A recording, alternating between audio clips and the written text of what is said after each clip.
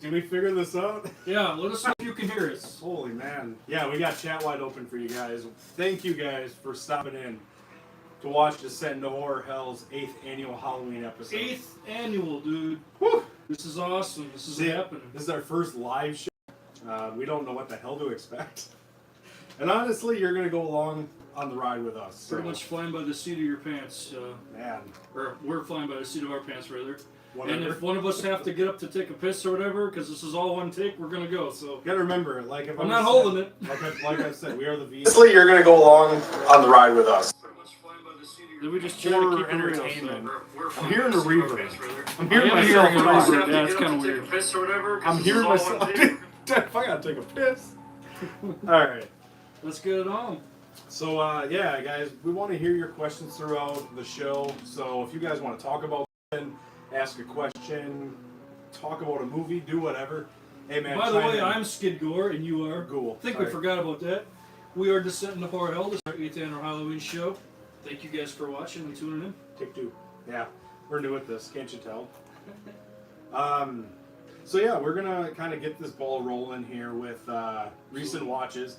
We're gonna kind of just do a plethora of just kind of shit we've been watching. We may have talked about them before. Kind of movies that get us kind of in the Halloween spirit for October. So. Well, kind of. Not for me. It's just stuff I watched recently. Cause there's only so many hours in a day. All right, so you want to begin? Yes, sir. That is the first one you're gonna probably hear out of. Oh, you'll hear many of those. That was a better one. Wow. Whew. That drink is still kind of burning in my throat. Can everybody see us? I mean, are people? Yeah. Can everybody hear us and see us? Let us know. Yeah, we have our lovely producer over here, which she will introduce herself. Yes, we will. Beetlejuice herself. The Daily Exorcist. All right. Well, there we go. So, recent watches. I will go first. Just going way back to 1958 with the Screaming Skull. You've seen this one, right? Oh yeah. Yeah. That's a good one. This is pretty much on every like 50, 100 box sets that come out. We talked about that one. I know what you're gonna say already because Deadger. this is Deadger's one of his favorite Yep. movies, and this is why I picked it because you know, definitely rest in peace. The tribute, yeah. Deadger passed away last year. If you guys didn't know. Yeah, he was a good friend of ours, and this was one of his favorite movies that he used to play on his horror show all the time. Yeah. And also, he told us that this is one of the most picked movies for you know, horror hosts because it is public domain, kind of like Night of the Living Dead and Carnival of Souls. Yep. Songs. Movies like that.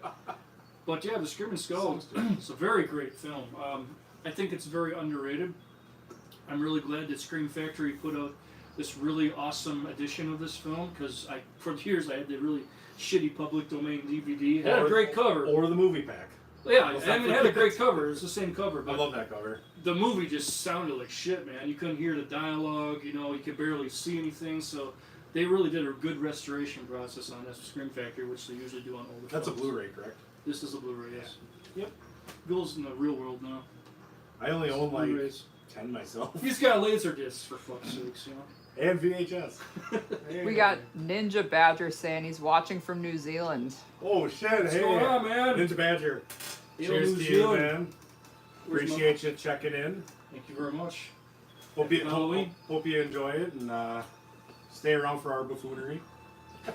Happy Halloween, by the way, to New Zealand. Oh yeah, all the way around Do they the country. celebrate Halloween in New Zealand? Ask them. I don't know. Yeah, do you celebrate Halloween in New Zealand? Let us know. I'd imagine If not, happy Halloween from U.S. Yeah. Wisconsin. Wisconsin, yes. But anyway, Screaming Skull is a great film, very atmospheric, very ghostly.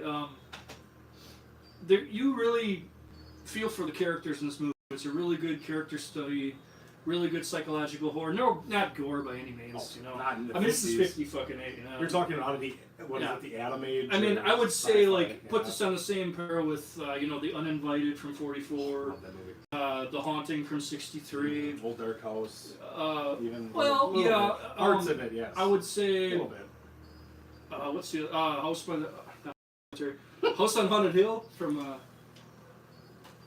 50 some, I forgot. Yeah, Braveheart with Vincent Price, of course. Yeah. But yeah, this is a great movie. Good.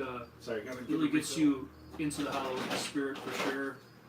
And if you can find this release from Scream Factory, it should be pretty fairly easy. Check it out, man. Chris, it Scream sounds Skull. opening this cooler. It makes it seem like we're at a barbecue. All right, cool. See you All later. right. Well, a movie called Scarce. From 2018, 2017. Okay, so this movie is about some guys that are going on this snowboarding trip, and they get in a car accident in this blizzard, kind of up in this like redneck wooded area. You know, your kind of typical Yeah, type story. sounds kind of cliche. So one of the guys ends up like breaking his leg in this accident, and the other two go get help, and they come across this house. Of course. But there's, you know, it's kind of weird because it screams 90s. The characters scream 90s, like Yeah. idle hands kind of stuff, you know, kind of wow. cheesy in that way. But the guy that they run into, amazing actor. I can't remember what the hell his name is. Forgive me for remembering names. But he owns this house. Real skinny guy, real old. He kind of reminds me of the warden from the Green Mile. Okay. And you know, these kind of kids start helping him out and stuff, and they find out that there's this darker secret, and he's got his brother, and oh Jesus! No, that was empty. But they end up kind of finding out slowly but surely that this is kind of like how they get through the winters, is they end up hearing meat of their victims. So it's got some Nice cool stuff. neighborhood. There is kind of some what do you call those, like loopholes in films where you kind of look at it and go, well, that didn't make any sense. Yeah.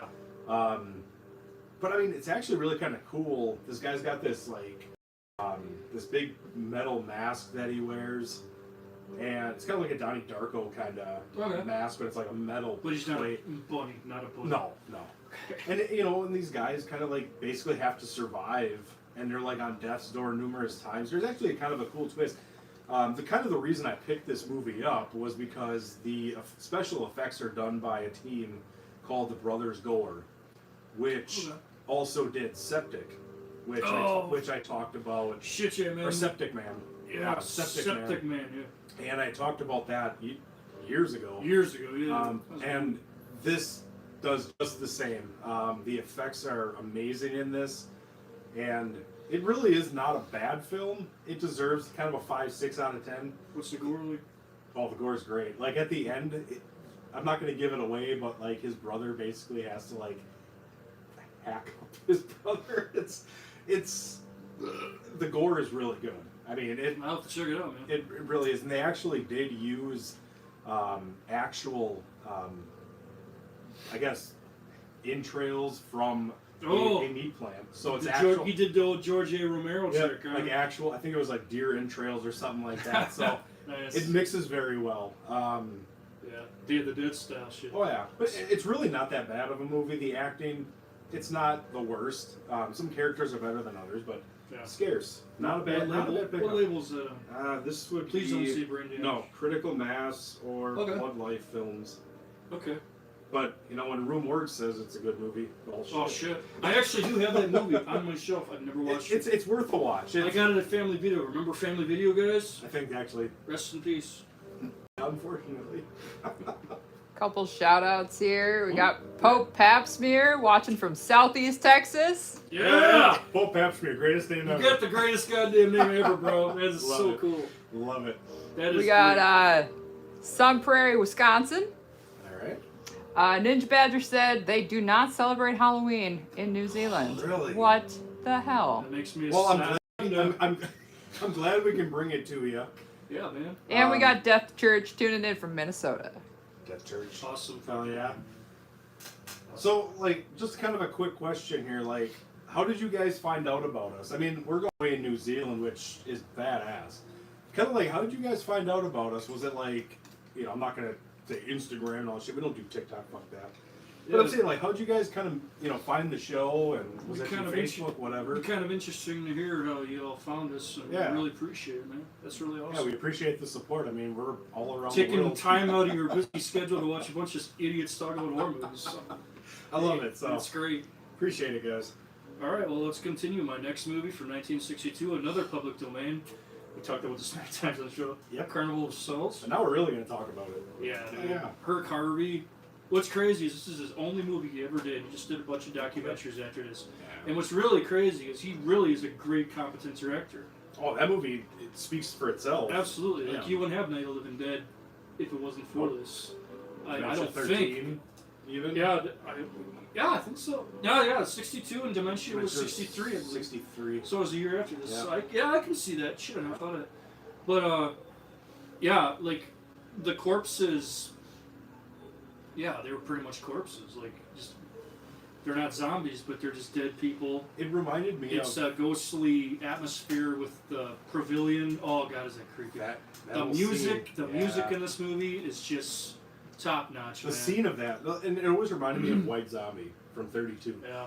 The zombies themselves are not They what have you the would eyes, the Oh, my black eyes, kind of like me actually. It was zombie. But no, I mean that was kind of what's cool about this is that adaptation that it wasn't the flesh-eating zombies; these were possessed with voodoo culture, but in a really dark way. Which I love films like that. And this movie really influenced people like Rob Zombie and Kirk Hammett and Killjoy, rest in peace, Phil Anselmo, people like that. They really were inspired by this film. And you know, any black metal fans out there, extreme metal fans out there, take a lot from this movie too, because like basically these corpse paint, like at the end when they're in the pavilion and they're dancing around. It's like Dead. Yeah, Mayhem. yeah, I mean, exactly. he started that whole. It looks just like it. Mhm. And you gotta wonder if maybe some of the black metal guys saw this movie and took something from that, you know? Usually that's how it happens, like somebody sees something and tries to make it their own, which is awesome. But Carnival of Souls is a great film, great score, like I said. You really feel for, what the hell's her name, I gotta say. Oh, you're gonna put me on the spot. No, it doesn't say. I forget the lead character's name, but she's just really tormented by her past. And kind of a godless woman, so to speak, and doesn't really know where to go from having a bad accident with her friends. Like, I think they were dragging on a fucking bridge or something. It was something really stupid and adolescent. Like, Really dumb. yeah, yeah. And of course they lost, and all the vehicles went in the into the water, obviously, and sank. Everybody died, except her. Enough, Hint, enough you to know, live with it. it Yeah. comes back, and Yeah. anybody who's ever seen the movie, the Final Destination movies, they took a lot from this, and also another movie called Soul Survivor, for the look of the. I'm gonna say ghosts because they pretty much are ghouls. Ghouls.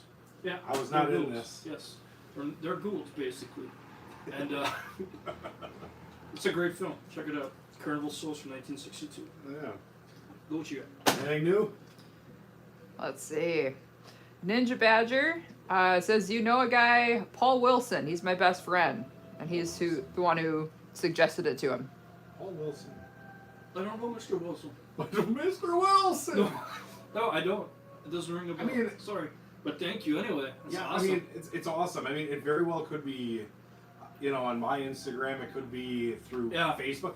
Sometimes we get lost with how many Facebook friends yeah. between me and him have, and Yeah, that's crazy, man. but no, we definitely appreciate it. Appreciate each and every one of I you. mean, hope for you sure. can tune in as well. Got a couple more. Yeah. Awesome. Death Church.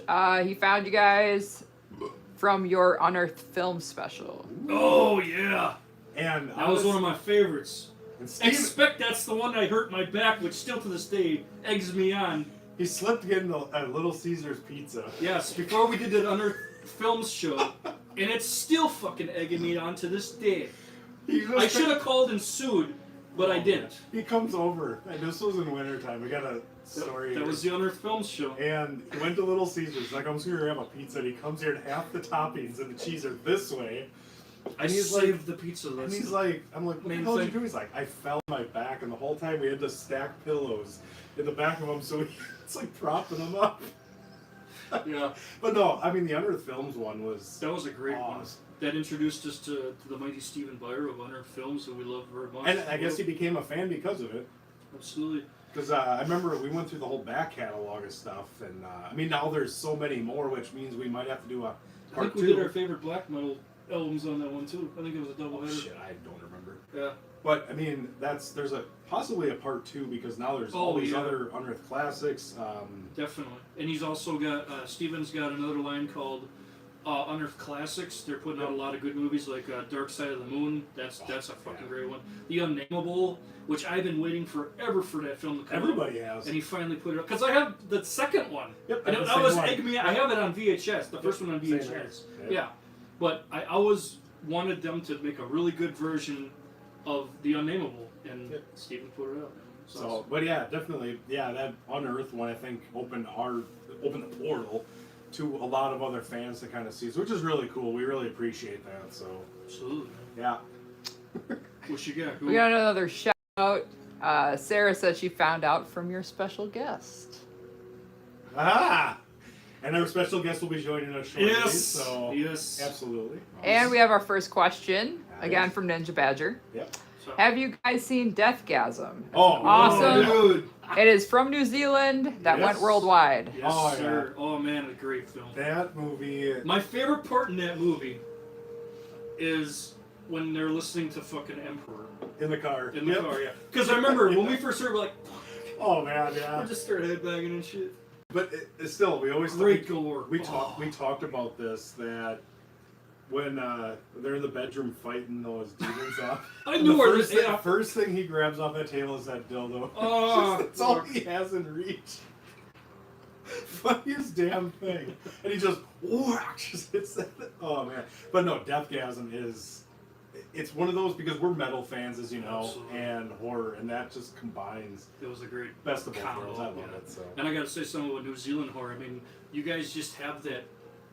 You just have. You can tell it's a New Zealand horror film when you watch it. Like Housebound is one. Dead Alive, obviously.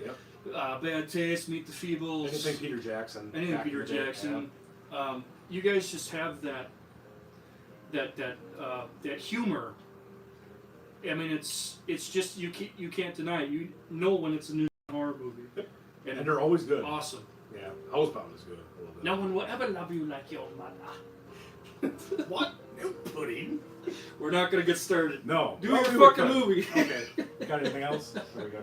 Caught up? Do your next movie. We'll right. go after that. All right. We'll try to keep up with comments and shout outs, things like that. Our producer's on point. All right. I am going from 1965, Wow. The Defilers.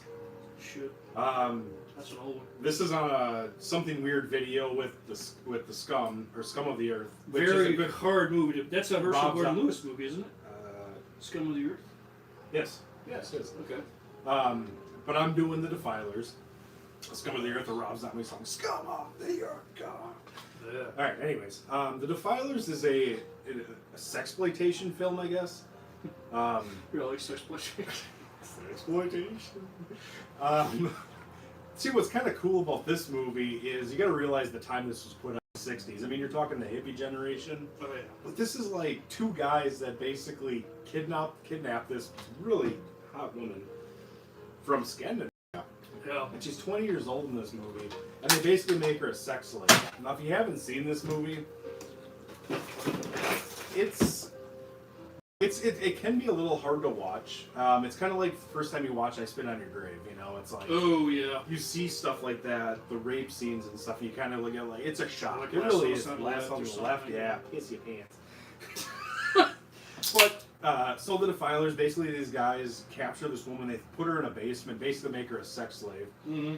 And one of the brothers kind of wants to release her, but the other one gets real sadistic about it, and he doesn't want to let her go.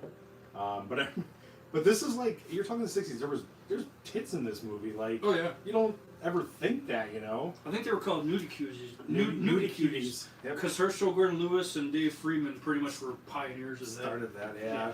So, I'm not going to give too much away about it, but Robert Lee, or Lee, whatever that is, Robert? I think it's Robert Lee. Robert E. No, Lee Frost or whatever. He did Love Camp 7, which is another kind of okay. exploitive film. I have that movie. And that kind of started that whole trend of kind of stuff like that. But yeah, if you can find stuff, these kind of films, like these kind of smut films, I guess, there's some kind of, I think it's a timepiece. Oh yeah. You know, this is nowadays, Chris. You could find this torture rate. I would say, like, kills you know, scenes that's all on the time. same caliber as like She Devils on Wheels by Herschel Gordon Lewis. Yeah. Stuff like that, yeah. So, Yeah, but it was the '60s. You didn't see this kind of stuff. This stuff was No. like what you saw at the movie theater. You know, that was like in that little block. You know, you didn't see this stuff in the big screen. So And I don't want to change subject, but I mean, Blood Feast. Can you imagine seeing that when it opened in Peoria? that tongue cutout. Like, Jesus Christ, no one has ever done that. No one has ever seen anything. I mean, In you color. can take your hammer, like, what was it, Curse of Frankenstein 57, okay? But still, I mean, even like the Coffin Joe movies, but nobody even really knew that. But that's over all here. black and white, though. I mean, you're talking. But This was in color, Herschel Yeah. Gordon Lewis Blood Feast, that Yeah. was just. It was a game changer. I mean, that really, Really made was. gore acceptable. Well, I shouldn't say Really acceptable. Yeah, mothers love that stuff. All right, what do we got? You got a couple Yeah. things? Let's Yeah, go. yeah, what's Let's up? go. All right. Comment from Pope Papsmear. There you go. Y'all will always be the greatest real horror show on the internet. Been watching since that Killjoy Memorial show. Oh, Rest in hell peace, yeah. Killjoy. Fuck Hell yeah, man. brother. Rest in And peace. we will talk definitely be talking about Killjoy, because what is Halloween without Killjoy and Necrophagia? Hell no, man. So we'll kind of chime in a little bit. We love Frank Burke. So we'll get into a metal section later. Absolutely. So you don't want to miss that one. We'll definitely switch Um, gears to music, so definitely stick around for that. But Definitely what else Killjoy. we got? One more comment. What's up? Tuning in from North Carolina is Tom Huffman. Tommy, Love the show. Keep killing it. Tommy, What's going on, Tommy? love you, man. Cheers. Happy Halloween, brother. Shit, always got to get Tommy. Is there? You could be our #1 fan, man. I'll take that. Tommy's the fucking man, goddammit. You're not on the beach though. Where's the Michelob? Shit, cheers, man. All right, Cheers, sorry, brother. I'm getting all carried away here. I have from, let's see, what is this? 1978. Dominique. No, Dominique! No, Dominique is Dead. Had an art moment. Dominique is Dead is a great atmospheric horror movie. Oh yeah. Not really talked about a lot, and it's criminally underrated, I think. And it was only recently till Vinegar Syndrome, who puts out a lot of great forgotten horror films and exploitation films out Sure. on their label. Vinegar Syndrome, Severin is another one. Zephyrin for sure. Yeah, there's a plethora of them. Code Red, obviously. Which But Dominique is Dead is a really great film. Into the mind of just basically spiraling out of control. You don't know what fact is. You know what reality is. Kind of a murder mystery in a way. You know, like this woman's husband is trying to make her think that she is insane. And he will do anything, including like ripping up a fake body hanging from a fucking noose, you know, to make her mad. You know, it's that and cover it- was great when Yeah. she's hanging from it. Oh, yeah, man. right there. Yep. Yeah. And, And, the and, VHS, and, it, so, yeah. and it works too for the film because you really feel sympathy for her, and it's one of those movies where you don't know who you can trust. You know, you don't know if this is somebody that is really lost their marbles, or this is somebody that is in kind of cahoots with somebody. And you kind of shut up, Rule, and you gotta watch it till the end to find it because it's got an amazing twist ending. I can't stress that enough. A twist ending, holy shit! Yeah. Like it throws you for a left loop. You never see this ending coming. Dominique is Dead really has more of a Mario Bava feel to it as far as the cinematography goes. Heard the word say cinematography to go. Cinematography. I'm not drunk, but yeah, I would highly recommend this movie from Vinegar Syndrome. They just put out a great issue of this film. This is I don't want to say this was public domain. It might have been. No, I have the VHS. Because of it, this but one it's- was long, harder shit to yeah. find. I have the old DVD. It's like a beat up piece of shit. I have the VHS, and that movie was for the longest time not released on anything, except for there was a shitty version I remember seeing That's on the one I eBay. have. I have the Yeah. DVD. Yeah, that But really it definitely has yeah. a different cover, but they gave it a great cover. This is actually a double cover, and that's the commissioned artwork right there. That's kind of cool too. I don't know if there's a glare, but Yeah, I kind of prefer the VHS artwork too. But Dominique is Dead really is a great film. You should really check it out if you like more of a psychological appeal in your horror films. Not a lick of gore whatsoever. Just more. No, It's in your head. Are you it, going it doesn't insane need it. It with doesn't this, need it. with this character? Yeah, it doesn't need the gore. That's for damn sure. What you got, Google? All right. Well, just because we were talking about unearthed films, What the Waters Left Behind. I know we talked about this one, but we're doing recent watches, and I had to watch this one again because I remember bits and pieces the first time I watched it. Oh man, this movie is. I wouldn't say it's a slow burn, but it's a Spanish film.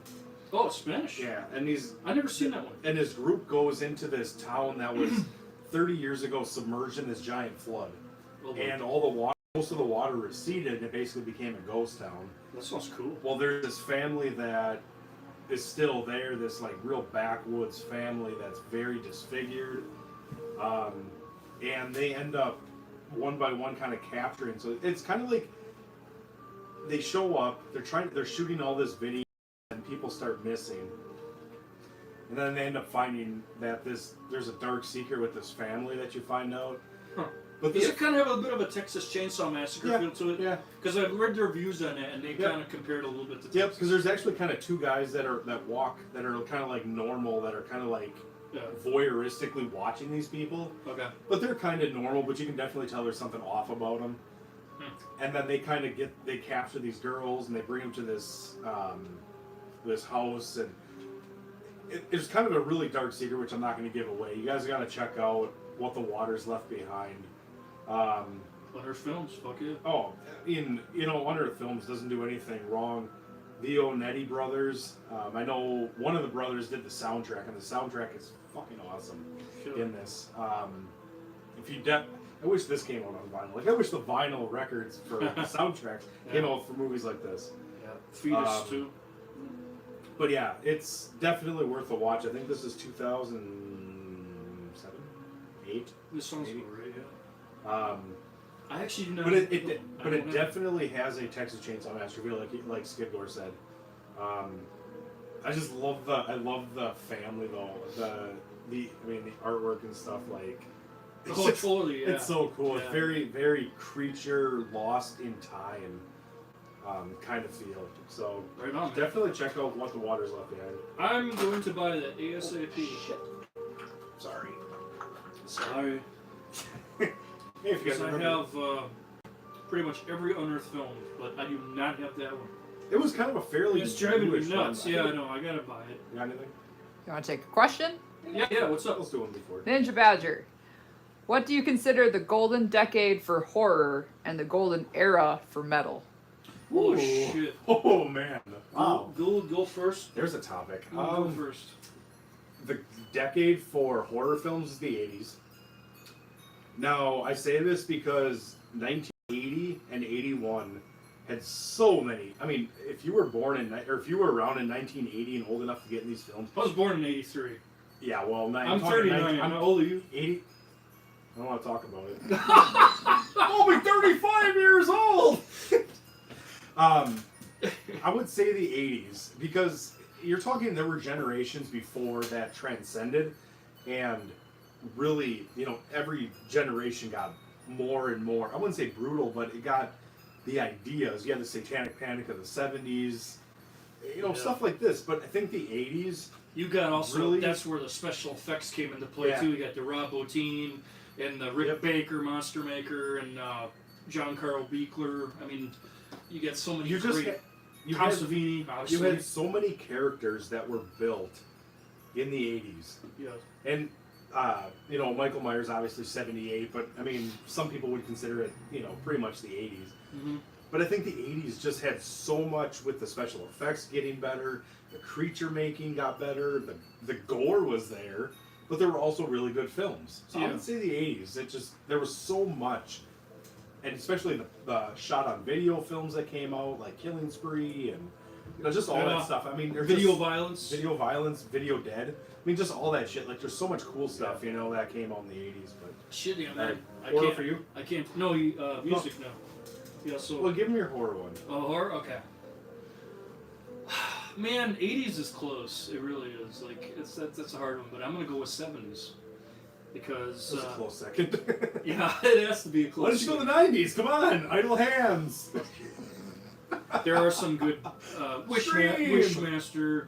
Oh, We're not going to get into that, but you know, Andrew Divoff is a cool guy. absolutely. But I'm going to say 70s because you had that shift from the 60s, and I'm going to cheat here and say Psycho because Psycho, you never had that boy living next door horror mentality thing. It was always like Gothic castles and Hammer films. And, yeah. you know, stuff like that. Dark Shadows, all that. Yeah, stuff, yeah, definitely. Like vampires, werewolves. Never had toilets and. More, it was more like yeah. Psycho was the first movie you saw a flushing toilet, by the way. Well, that's taboo. But from Psycho, from the '60s, and of course you get like brutal movies like Witchfinder General. The Sadist from '63. I mean, Yeah. shit, all that stuff is just. But then when you get to the Yeah. '70s and you got like Mark of the Devil, and then you got Black Christmas. That's also on the Then left. you got Last House on the Left. You got I Spit on Your Grave, Cannibal Holocaust, Texas Chainsaw Massacre, Halloween.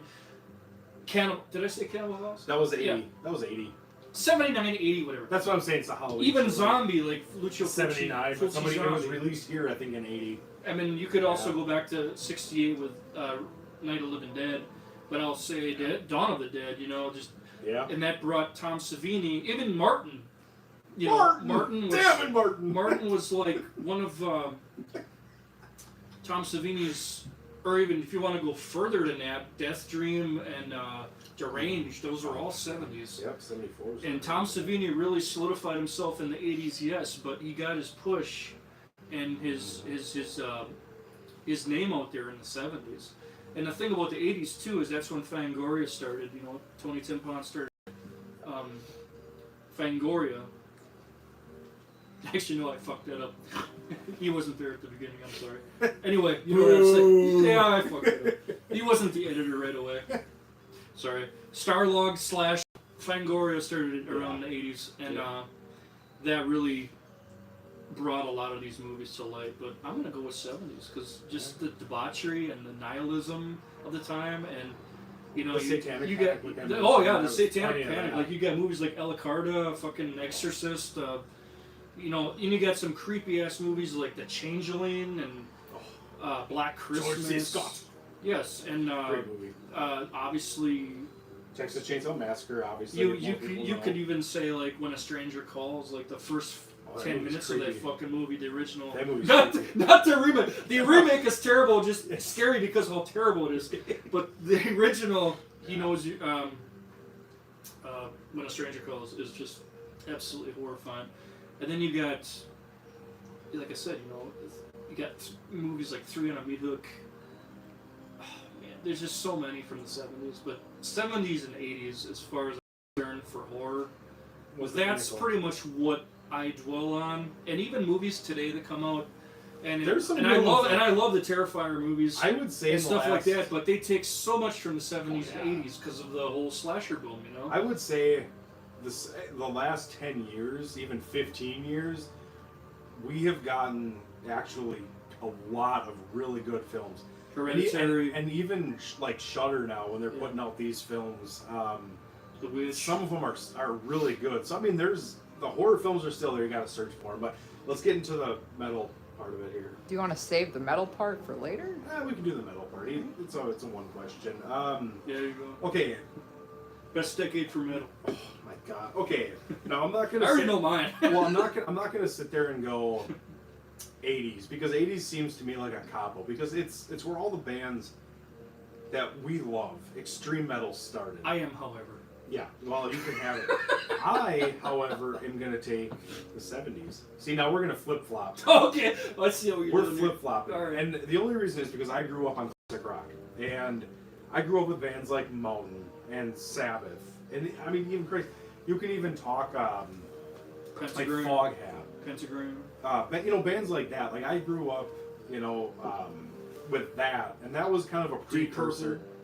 Deep Purple. Thin Lizzy. Which I actually just found Burn on vinyl. Well, she did. I was so happy about that. Thin Lizzy. Thin Lizzy. You know, all these bands were like what I was listening to, and that got me into. So I look at like that's where heavy metal started. I mean, you can even talk Chuck Berry in the '50s or Jerry Lee Lewis, rest in peace. You know, you're talking then, but I'm talking the Sure. '70s was like these kind of bands that I was listening to really got. I think metal for me was a precursor, and that's probably, it's unfair to say because that's more of a personal opinion. Yeah. But I mean, if you're talking, I'm gonna agree with the '80s. You know, You're mine. yeah. How can you not? I think we can collaboratively talk about the '80s. Yeah, My like God. the list is endless for bands and just Destruction to Sepultura. Sodom, Slayer, Metallica. Like, I mean, we could. It never ends. You know, the '80s. Some of the bands that fell through the cracks, like Volcano and Sarcophago, and Oh yeah. definitely Tankard. Necrodeath, Necrophagia, all the Necros. Anything. We always found out any band that has Necro in it. Or Witch. Or Witch. Or is Witch. really good. Or Acid. Or Acid. Even the band Acid. Acid Death Trip. Oh, yeah. Maniac. So I would say, Wow, yeah, you're I would up there. say, 80s for me personally. Yeah, I would actually agree. Like I said, I was saying the '70s, kind of on a And personal. a lot of level. bands that made it in the 90s later too. I mean even Crowbar, Pantera, I Hate God, Soylent Green, bands that I like, Yeah. kind of got their ground more in the 80s. Well, like yeah, 89. Crowbar was the Slugs and Yeah. all that shit. I mean, And it just they kind were of progressed. to that. Pantera took it to the next level as far as groove metal Oh, hell goes, yeah. and that was Not that metal magic and, stuff. and that was 90s. So, Yeah. but I'm gonna say 80s. All right, two. 2 more. Yeah. All right. Hope that answers your question. That was a long fucking answer. Wes doesn't have a comment. He just sends devil horns. Yeah. All right, I Wes. guess your brother. Happy Halloween. Happy Halloween. And Happy this Halloween. mysterious person named Lee says, "What's up, sweetheart?" Is that you? Yeah. Is that for you? That's gotta be for you. Lee, I got one word for you. Queer. Oh, it starts. But thanks for watching. That's your friend Lee. Yeah, I figured. Okay. Yeah. All right. What's your movie? All right. If that's kind Is of that your wrap- turn? Yeah. Yeah, it's your turn. No. No, I had. I only have one left. I had what the water's left in. You have 2 left, and I have 1 left. How'd that happen? Oh fuck. Oh, no. Never mind. I never mind. That's right. Mine is right here. I totally forgot. Yeah. Okay, so I will go. This is the mighty Mausoleum. Another Vinegar Syndrome riff. Holy shit. Oh. Well, they're the ones that only put the good releases out. 1982. I had to look. Was definitely the early 80s horror film. A lot of demon possession, a lot of zombie. Definitely the staple of the 80s, you know, for demonic possession and zombies and demons and stuff like Of course. All the Fulci films and all that shit. Yeah. that. Oh yeah, but this one really is good. John Carl Buechler, rest in peace, who we Yep. did a tribute a long time ago for, Yeah. did the effects in this movie. And this is one that kind of fell through the cracks. I mean, it was available on DVD here and there. I think Code Red put it up. But it was gone for the longest time. And it was hard to find, actually. But I'm glad Vinegar Syndrome brought this one back from the dead. Which 'cause- they're usually good about doing, which is yeah, awesome. and it was really is a great film. If you've never seen Mausoleum, check it out. If you're a fan of atmospheric horror movies, if you're a fan of Yeah.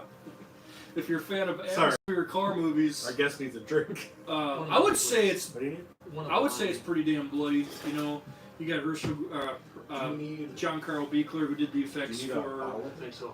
I got it. obviously I got it. the No, movie I'm good. Prison. Good. Hey. Going into Friday the 13th Part 7, The New Blood, Hail Kane Hodder. Which, by the way, we got a good story about that. Yeah, we gotta get rid of it first, right? And then on to the Hatchet movie too. Mhm. So you're gonna get a lot of red stuff in this movie. I'm pretty sure a lot of horror fans have probably seen Mausoleum. And another thing I'll say about it is, I forget the guy's name, but the guy that played Jerry in the original Texas Chainsaw Massacre from '74 actually plays the demon in this movie. Really? Yeah. That's kind of cool trivia. We got a comment So about Mausoleum. Mausoleum. Yeah. Bobby Breezy Okay, Bobby. Oh. has a nice chest there in that mausoleum. And that's from Pope Pap Smear. Bobby. That's a great movie, man. Absolutely. All right. Anything else? Do you want more things? Yeah. How many? What was that? A lot. Well, we appreciate everybody once again for tuning in. We'll get to every one of your goddamn Yeah, we questions. will get through everything. We got a lot of stuff to go through tonight. Just give us 2. Yeah. I will give you 2 comments so you can keep it rolling. All right. Tara P says, ghost emoji. That's my sister. Hails. Thank you for watching. And Wes says, typo negative for metal, honorable mention, and Halloween metal. Yes! Yes! Even Whoa! our guests like that. Rest in peace. Please? Well, Pete did like the police. The police! Rest in peace. Pete still. I got so damn fucking excited. Rest in police! Also Did from you Wes, guys know that they just released a re-release Oh, that- Origin of the Feces? Yep, uncensored cover. With the fucking it comes with like a sniff sticker. Yeah. I don't know if it smells like Pete's That's ass or That's what. original. That was originally how it was. Oh, that's what the original cover. Yep. The original cover. And then the record company didn't like that, so then Yeah. they changed it, and now they're going to re-release it. That's like That's great, man. And I was just listening to Dead again on the way here. Pantera Great fucking released record. they just released Pantera's Far Beyond Driven with the original cover with that drill going through the asshole. Yeah. They Yeah. finally re-released that, Rest in peace, Peter. and Dimebag, And and Jeff, and everybody else. Yeah, we got a dog that's whining. If you hear that, sorry. stop whining. All right, what do I got? you want a couple more? Sure. All right. Wes also says, love y'all putting this on, especially on Halloween weekend. Cheers. Oh, yeah, brother. Hey, we couldn't think of a better time. All the people that want to go to bars and drink. Halloween's on a Monday. What the fuck? Everyone's got to work. That sucks. So of course we had to do it tonight. And I'll let you guys choose. You want a question or a comment? Question. Question. Pope Papsmere asks, have y'all ever seen the documentary from 2001 called Hell House about evangelical haunted houses out here in Texas? Highly recommend. Is that Is that this no? with the McCamey Manor?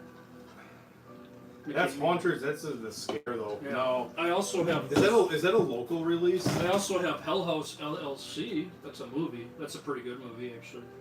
I'm not a big fan of. I'm found kind of foot- curious. Is that I'm not the biggest fan of found footage movies, but this one really is. Do you know who released that for one?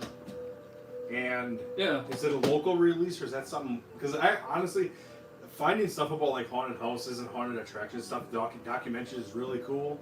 So that'd be kind of a cool one to get, but I've never heard of it. And this is the only Personally. one. This is the only one I could find. Yeah. And it's got McKinley Manor and Blackout on it. Really extreme haunted houses. And if you're watching from Texas, you know McKinley Manor, I'm sure. You Oh, that place is know? ridiculous. Okay. Russ. All right, let's get back into the recent watches here. I talked about this a while back. The Barge People. Had to watch it again because this movie's fun as fuck. That's a good movie. Charlie Steeds directed this one. If you don't know, The Barge People is one of those Shudder films that I talked about previously. But The Barge People, like the coolest scene in this movie is when There are many.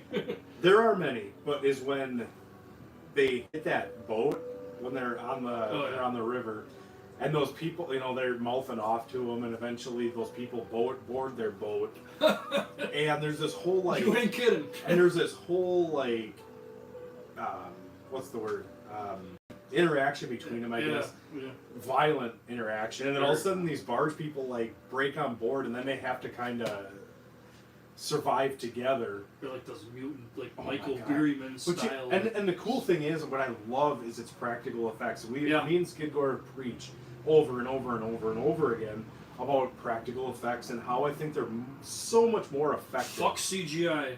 Unless You it's know- done right with practical. Or yeah, it's kind of mixed even. Absolutely. But because there's certain things that I get it, not everybody has a Hollywood You budget. can watch a Scooby-Doo movie if you want, but fuck you.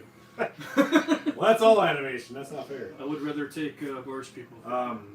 But the creatures in this, there's actually one scene where you actually almost feel sympathy for them Yeah. because they're really just scared, like offspring of this bartender woman or whatever the hell it And was. she's got a dark. Yeah. Yeah. I won't give that away. Yeah. But you almost feel bad for them because I feel like this is just they feed on necessity. But the creatures themselves, Oh. really cool. Like they always remind me of sea lampreys. And if you know anything about sea lampreys, they look like little snakes with like sharp suction teeth thing. Oh man, Yeah. that's what they remind me of. But it really is a lot of gore. I actually expected more gore in this film than there There's actually was. a little bit of touch of Hills Have Eyes in that. Yeah, It's a little bit. yeah, and like I said, it's what did that say? Satisfyingly gory. It's And this guy also did another movie in Goulet called The English Haunted, which is another good movie. I love that one. So, I mean, the Barge People, again, Shudder films for me are hit and miss. It's like the Wild Halloween. Yeah. There's a couple really good ones like Killer Campout. I could live with or without. That actually hurt to watch. But there's Wild Eye Extreme. Streets Run Red. Streets Run Red is a good one. And so I think like this, we always compare movie companies, right? Like we There are always some talk real about, good ones out there that we you talk can. about brain damage. You can always trauma. count on some of those to give you a really good horror product. IFC Midnight we talked about. Yeah. I think a Halloween episode Synapse Films, is always good. Unearthed Films, obviously.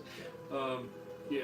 So there's so many, but Barge People, if you guys haven't seen it, but definitely check out the Shudder films. I think because now they're starting to come out on DVD, they're definitely worth it. There's a movie on Shudder I watched last year for Halloween called The Dark and the Wicked. That was a creepy ass movie that put a lot of color in your fucking shorts for sure. There's also another one called Terrified. I love Terrifier, but this movie's called Terrified. That's a fucking creepy one too. It's a whole paranormal type movie. That's a good one. Right. Shudder is a great place to discover new horror. What do we got? Question? Yep.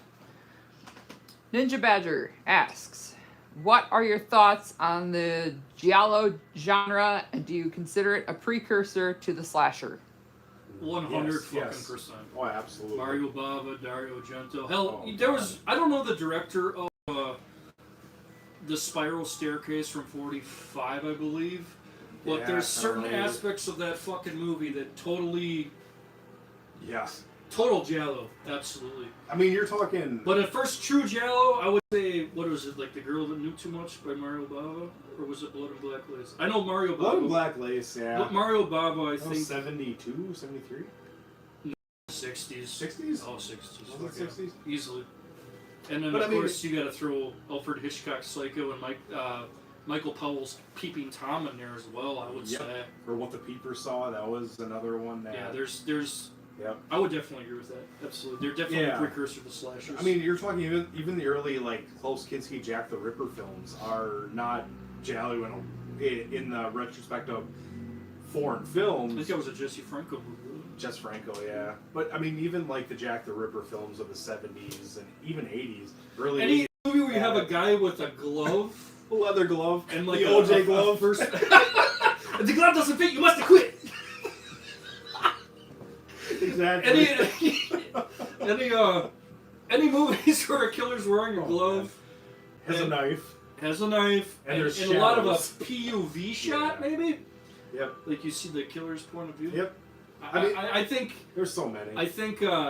definitely Giallo, and then if you watch Bob Clark's Black Christmas, the original Black Christmas, Yep. into Halloween, Halloween, the opening scene. you can you can just- totally see the Giallo for sure. coming from overseas to here. And I also want to say Mario Bava's Bay of Blood, Twitch of the Death Nerve, influenced Friday the 13th Part 2, because there's a spear in that fucking. There's a spear kill in that movie, I think we use it as a which kicking came notes. from Twitch of the Death Nerve. So definitely Giallo's Yeah. definitely Absolutely. Agreed. precursor to 100%. slashers. What do we got?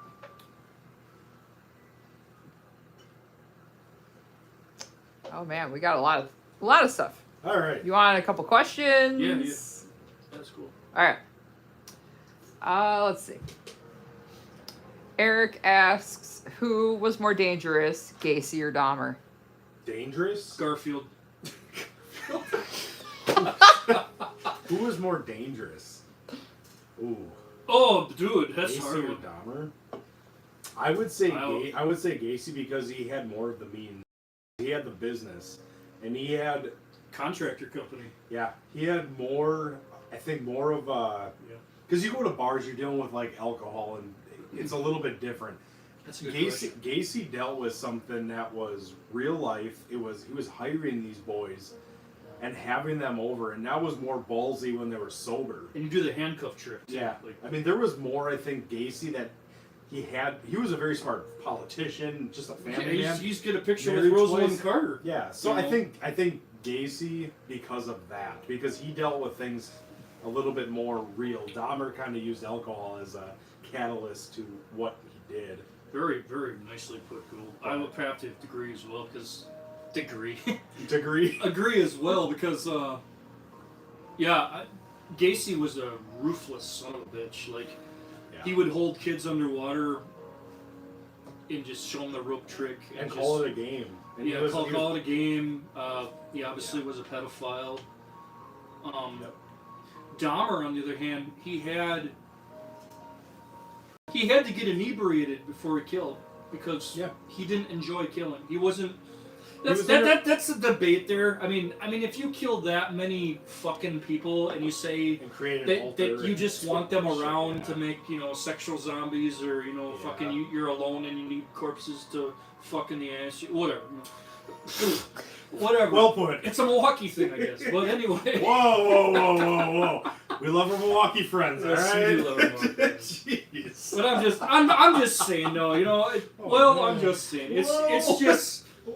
I would definitely agree with Ghoul as far as Gacy being the more sadistic. But the thing about Gacy too is he would, if you went to go meet him before he got executed, he would just gloat about how many boys he killed, But then he would have the answering. We're obviously too young to know this, but we read books and shit. But he would have his answering service or whatever from his fucking prison cell, and he would talk about his innocence. But then when you meet him, he'd gloat about how many boys he killed, and he'd try to pinch you on the testicles and shit. It's well, you're fucking telling me you're not a pedophile? That interview he had in jail on death row. And then he was admitting to it, and then he went. I was gone so many fucking times. How could I meet people in my fucking crawl space? I don't know how they got there. Yeah. Dude, you're fucking lying. And then he recanted on it, and it's okay. Anyways, so that was a great question. Great question. I love. You guys want to finish your movies? Do you want to keep doing questions? I got one more. So finish your movies. We'll do the questions. We'll take a break. Yeah, and we'll bring our guest on. Yeah. All right. Keep those questions coming, folks. Here's one. Oh, I'm next. All right. That's right. I've had this sitting here for a while. I don't know. I'm gonna say 2008. If you guys watched our Coffin Joe tribute a while ago, rest in peace again. Yeah. Another one. We did so many. Let's say Magico the Martins. Embodiment of Evil. This is his last appearance as Coffin Joe and his last movie. Now, those of you who don't know who Coffin Joe is, he was a Brazilian horror figure, kind of the equivalent of Freddy Krueger over here, but this was in the 60s, like 62, 63, and he was really revolutionary, bringing a lot of atmospheric, demonic type qualities to horror. And he would use real spiders and snakes and shit, and he didn't give a fuck, man. We talked about that. Yeah. Oh. We did this on our tribute to Coffin Joe, and rightfully so. He really did. That rhymes, but he really deserves it. He was a great person. He made great, and Embodiment of Evil was his last ride, basically. It's a good movie too, actually. It is it picks up right after This Night I'll Possess Your Corpse takes off. Or ended, and he basically is. I don't know why they release him personally. I don't know how the law works over in Brazil, but apparently they release him. Even though he tortured all these people, they release him. Yep. Whatever. Okay. Yeah.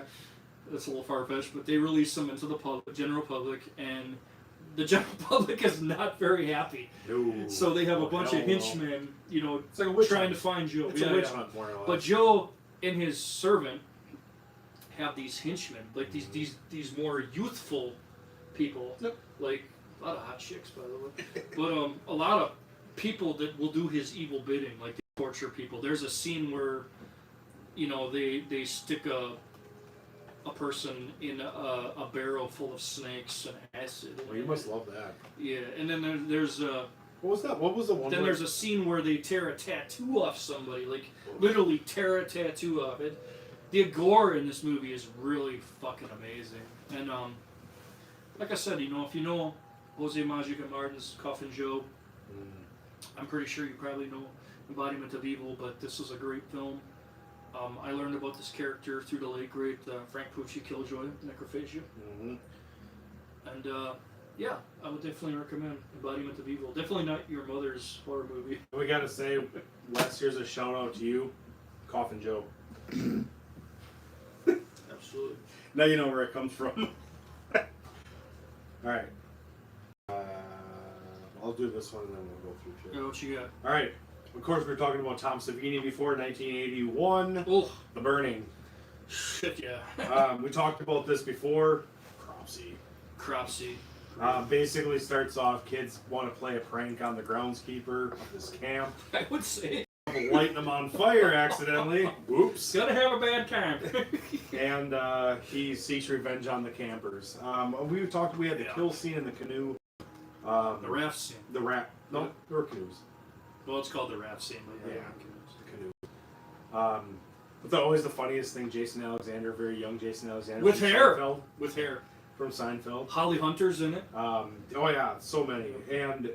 But this movie is, I'm not going to speak too much on it because we've talked about it before. Everybody kind of is Cropsy's familiar with it, but Cropsy character. is a very underrated slasher. And I'm amazed, Ghoul, that they never remade that movie, and I'm glad they haven't.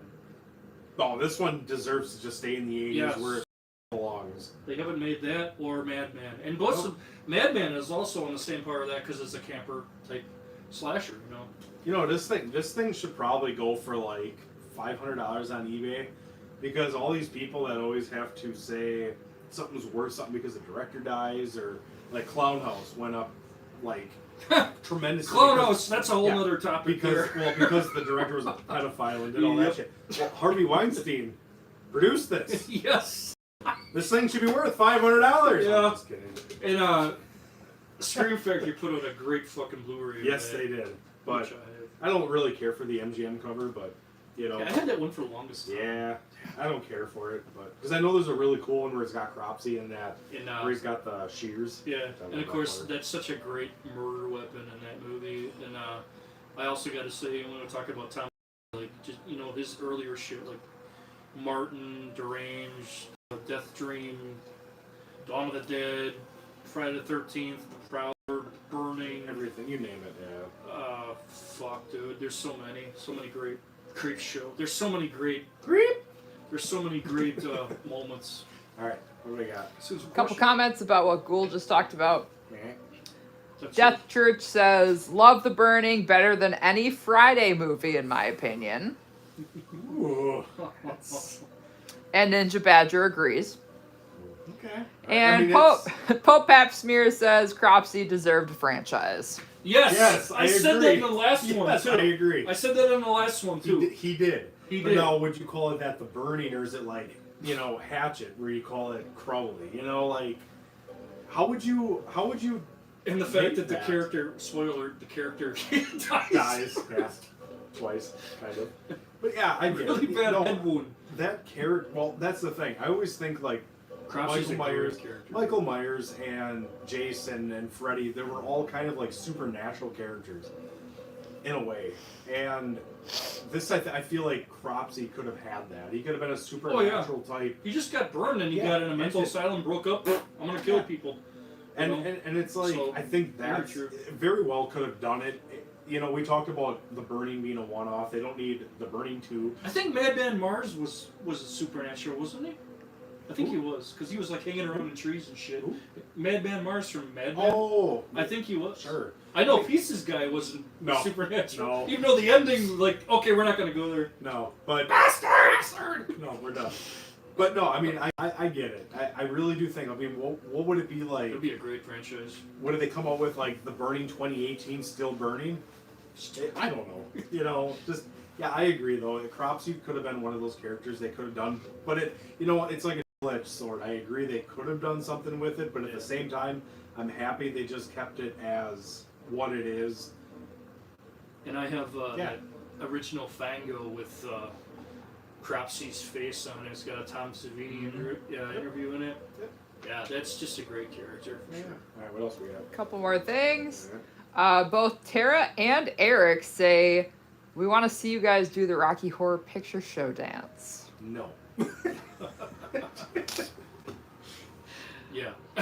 Our guest disagrees. Absolutely not. Thriller, maybe.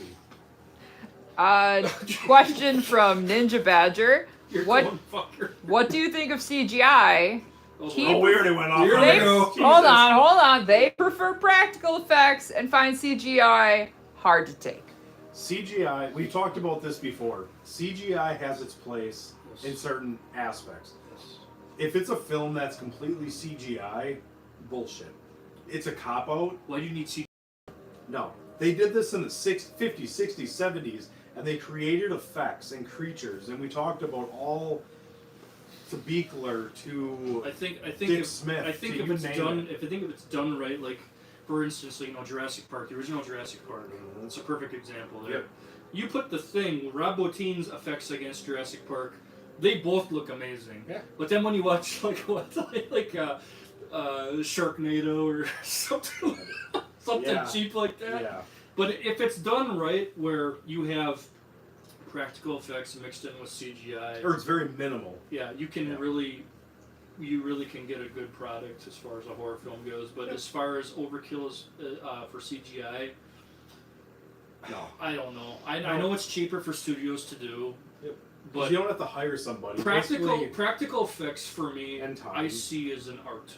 It's an art. Oh form. yeah, absolutely. I mean, you've seen some. I mean, I'm sure you guys have watched us for a long time. You watch our intros and stuff. I mean, all this stuff.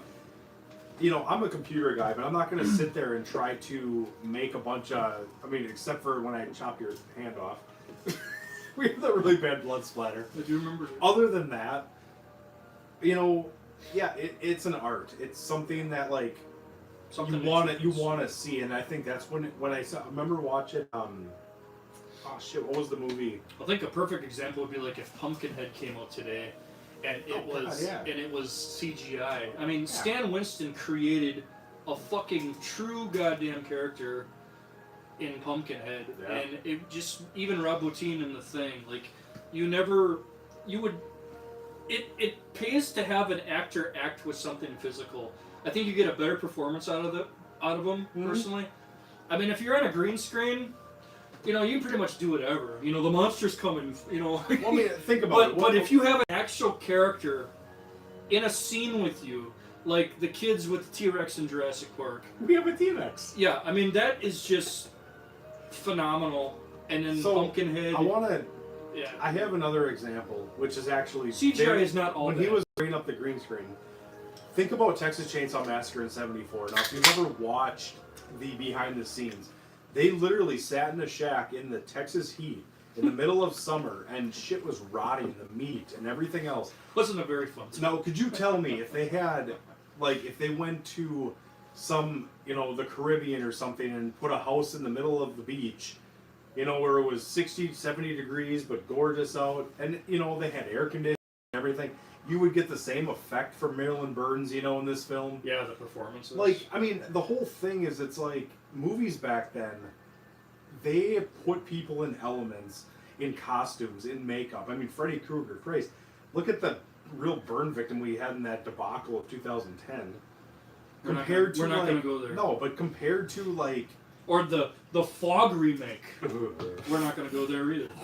But you know what I'm saying? Like, if you do something totally different, Yeah. and you actually do it real, and in the elements, you can't beat it. Because you're going to get better Acting performances. acting performances. You're going to get a better quality of film because people are going to believe what's going on because the people are suffering. And it sounds bad. One thing I Yeah. don't agree with is CGI blood. There's movies called, you know, there's movies like Ichi the Killer and Tokyo Gore Police and Oh, Adam God. Chaplin. Yeah. I love those fucking movies. Machine Girl. I love those movies because they're just crazy. But you know, there are exceptions. You really can get a lot out of CGI, but I prefer practical, and it's even better when you get practical mixed with CGI. And I think that's And that's okay. I think that's what horror films need to do. They need to have that element of a real presence on set, a real residue, if you will, you know, blood, you know, not CGI shit. But if you need a monster, you know, I know it's cheaper, But But why make the would you costume. make like CGI zombies? You can just have actors with really cool fucking masks. And that's why. Okay, I'm not going to get into it, Christ. That could be. This like could be a 4-hour all thing. nighter. It was a great question because That's that a could be good a question. 4-hour thing. But yeah, let's move on. We have a couple more questions, but if we want to take a break, let's take a break. How are we taking a break? It's been I over an hour. How the hell? I do have to tinkle. How the hell do we take a break? Ghoul, In and out. Oh, you know what? you're on your own. All right. I get, Then we take a break. You're on your own. all right. You want to take a question? Yeah. Let's take your question. All right. Death Church, favorite Brian Paulin movies. Skids. Okay, we'll wait for Skidgore. All right. We'll have to hold off on that one because Okay, Skidmore I know is. Then what We'll talk about are this the one. guys' favorite horror comedy? Brutal Massacre. Yeah. Gunnar Hansen. I don't give a fuck. I'm gonna take the fucker down. I don't give a shit. Do what you want. Brutal Massacre is one of the best ones. Nothing But Trouble is another good one with Dan Aykroyd, Chevy Chase. It's more of a bigger budget, but still horror comedy. Oh Christ! Yeah, think what else we got here. Man, I'm trying to think. But favorite one, Brutal Massacre for sure. The rewatchability on that is just fantastic. I don't know, Skidgore, I'm sure, is going to want to answer all these questions, but yeah, well, he's not here. We also have 3 of the same thing, but I'll wait for Skidgore to get back. It's not Brian Paulin, is it? No. That one, Ninja Badger, I will also wait till Skidgore gets that one. Yeah, because, Brian Paulin, actually, I just saw a fetus VHS today, which is really cool. I saw a fetus in a VHS clamshell. Don't believe it say or that. not. But Oh God. he literally just walked into the I door. hit the wrong way. Sorry. Okay. Sorry. Yeah. All right. We have a very good question, which we had to wait for you to come back because Favorite Sorry. Brian Paulin movie. Oh shit. That comes Told ya. from Death Church. I told you. All Oh, right. Jesus Christ. All right. You go first. Okay. Brian Paulin It's gonna be a long conversation. and we've talked. Well, I gotta piss, so I'm gonna say my piece. You go. But Brian Paulin, we've talked about as far as being a practical effects guru, Morbid Tales, to Bone Sickness, to Fetus, to Blood Pigs. I mean, you name it. Down my sleep. At Dawn They Sleep, yeah, very early one. I mean, just Brian Paulin's one of our fucking go-tos when it comes to gore. The guy knows what the hell he's doing. He does everything himself with a couple friends, And he's a fan. and he's a fan. Yeah, he's a fan of horror. But He's a fan Blood of Sickness for horror. me.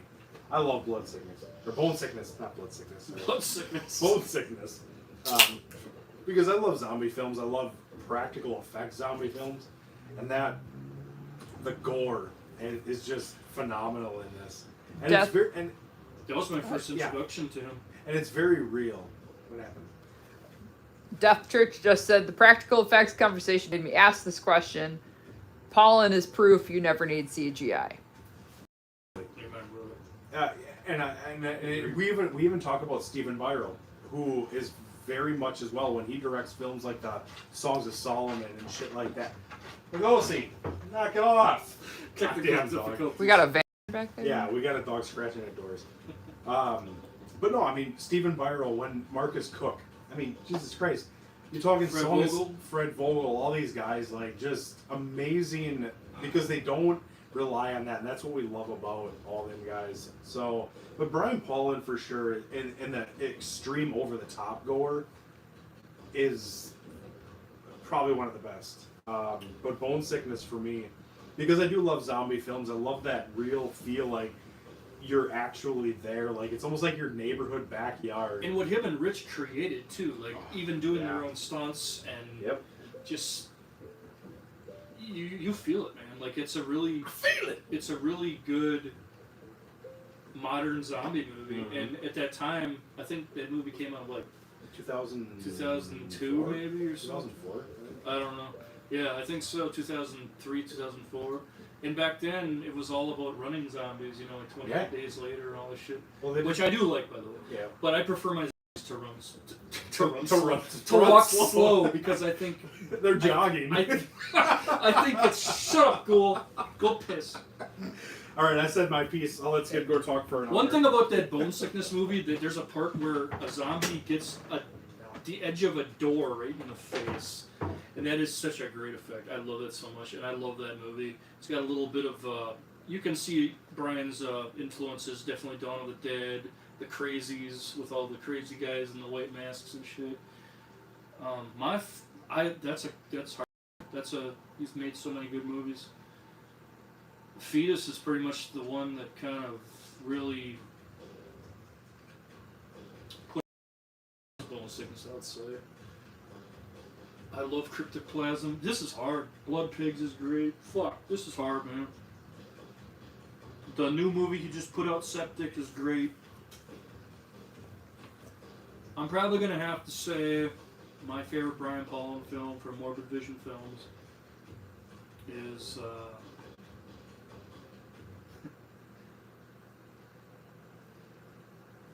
I'm going to go with Fetus, I think, yeah. Because I remember reading about that movie. I was anticipating that movie like the second coming, because I was such a huge fan of Bones. I just want to see what this guy was going to do next. And an older Rue Morgue issue came out, and it had an interview with the late, great Gourmet from Rue Morgue, rest in peace, by the way. And he was talking about Fetus, and it sounded like just an amazing special effects extravaganza, and from what I knew about At Dawn They Sleep and Bone Sickness, I knew I had to check this movie out, and it just did not disappoint.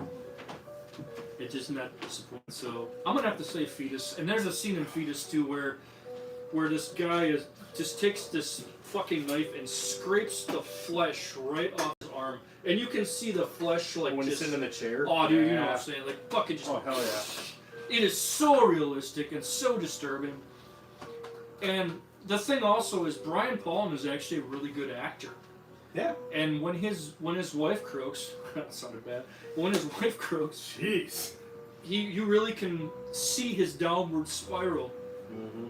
into a character that will do anything to try to regain his not only his sanity, but he'll dabble in black magic to try to We're gonna wrap this up. to get back to her, to talk to her, and it's heartbreaking. I think Fetus is but then again, he's never made a bad one. No. Septic that just came out was Septic, great. Morbid Tales, Yeah. Blood Pigs. All right, we got some comments. Brian here. Pollin's America. We'll end it on this and we'll take a break. Sexfine.info says free virtual girls chat in your. Yeah! All right. Yeah. Let's do it. Woo. All Love for it. that. Getting All hacked, for that. guys. You Love it. Yeah. All for that. Sex chats. Here we go. All right. So what we're gonna do is. How do you top that? You don't. Any other comments besides? I mean, there's more, but we'll take a break. All right. All right. Well, basically, what we're gonna do is I don't know if it's really much of a break, more than it is. Yeah, because we're just gonna look at our ugly mugs anyway. We're gonna get Jake in. You're not we're gonna- supposed to say who he is. Well, I guess they did. You didn't say his last name, so okay. Yeah. Special That's guest. okay. Special guest. We got a special We're gonna bring our guest. special guest on, so you guys are gonna kind of see this. He's a cool guy. Known him for a long time, and should we say some of the movies he's been in before he comes on? Yeah, we could do that. We'll kind of introduce him here a little bit, and then we'll get him on here, and we're gonna take a shot. So that's our break. So you Yeah, our guys break can- is a shot. Figure that one So out. definitely, we really do appreciate you guys chiming in and Absolutely. talking. It actually is turning out a lot better than I thought. This is a lot of fun. Can you guys hear us okay? Everything They cool? said loud and clear. Awesome. Oh, So we really appreciate you guys checking in and watching. This is our 8th annual Halloween show, and we just Live. want to do something really special, because Wanted to do 8 something years different. of putting up with us assholes, is a long time. So Yeah. hope Yeah. you guys enjoy it, and we got a lot more trick and treats for you. Track and treats. I know I said all trick or treat. All right. So in the meantime, I'm just gonna say a couple documentaries. go for it. Halloween, Get 'em in The there. Happy Haunting of America. Has anyone seen Kinda killed The dude on Zombie Movie The You can come in, Monsters. you're This good. guy hosts it. It's a really good documentary with music by Goodnight Syndicate. Gets you in the Halloween spirit. The producer's gonna take a Any famous Monsters of Filmland fans out Okay. there? This fall. Uncle was just Forty's leaning up against Anchor the- Mansions. This guy was a pioneer. in I his thought day. it was in there, so I was like, why is it no? Great documentary. You want a shot? And of course, we got the Hitler channels. You want one? Yeah. The Haunted History of Halloween. This is what we're You doing. have that too, yes. Yes. Do you want to grab me And of a course- chocolate? Garfield. Yes.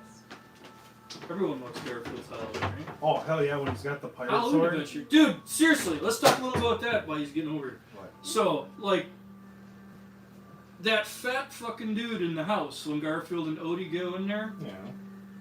that's creepy for a kid, wouldn't it be? Yes. That dude is Yeah. creepy. And then when the ghost pirates come, that's some pretty hairy shit when you're a kid. I think. I is anyway. And then there was one. All right. I can't thank you guys enough for watching this. Years is quite a feat. I haven't had a girlfriend that lasted that long. I haven't had a job that lasted that long. Alright.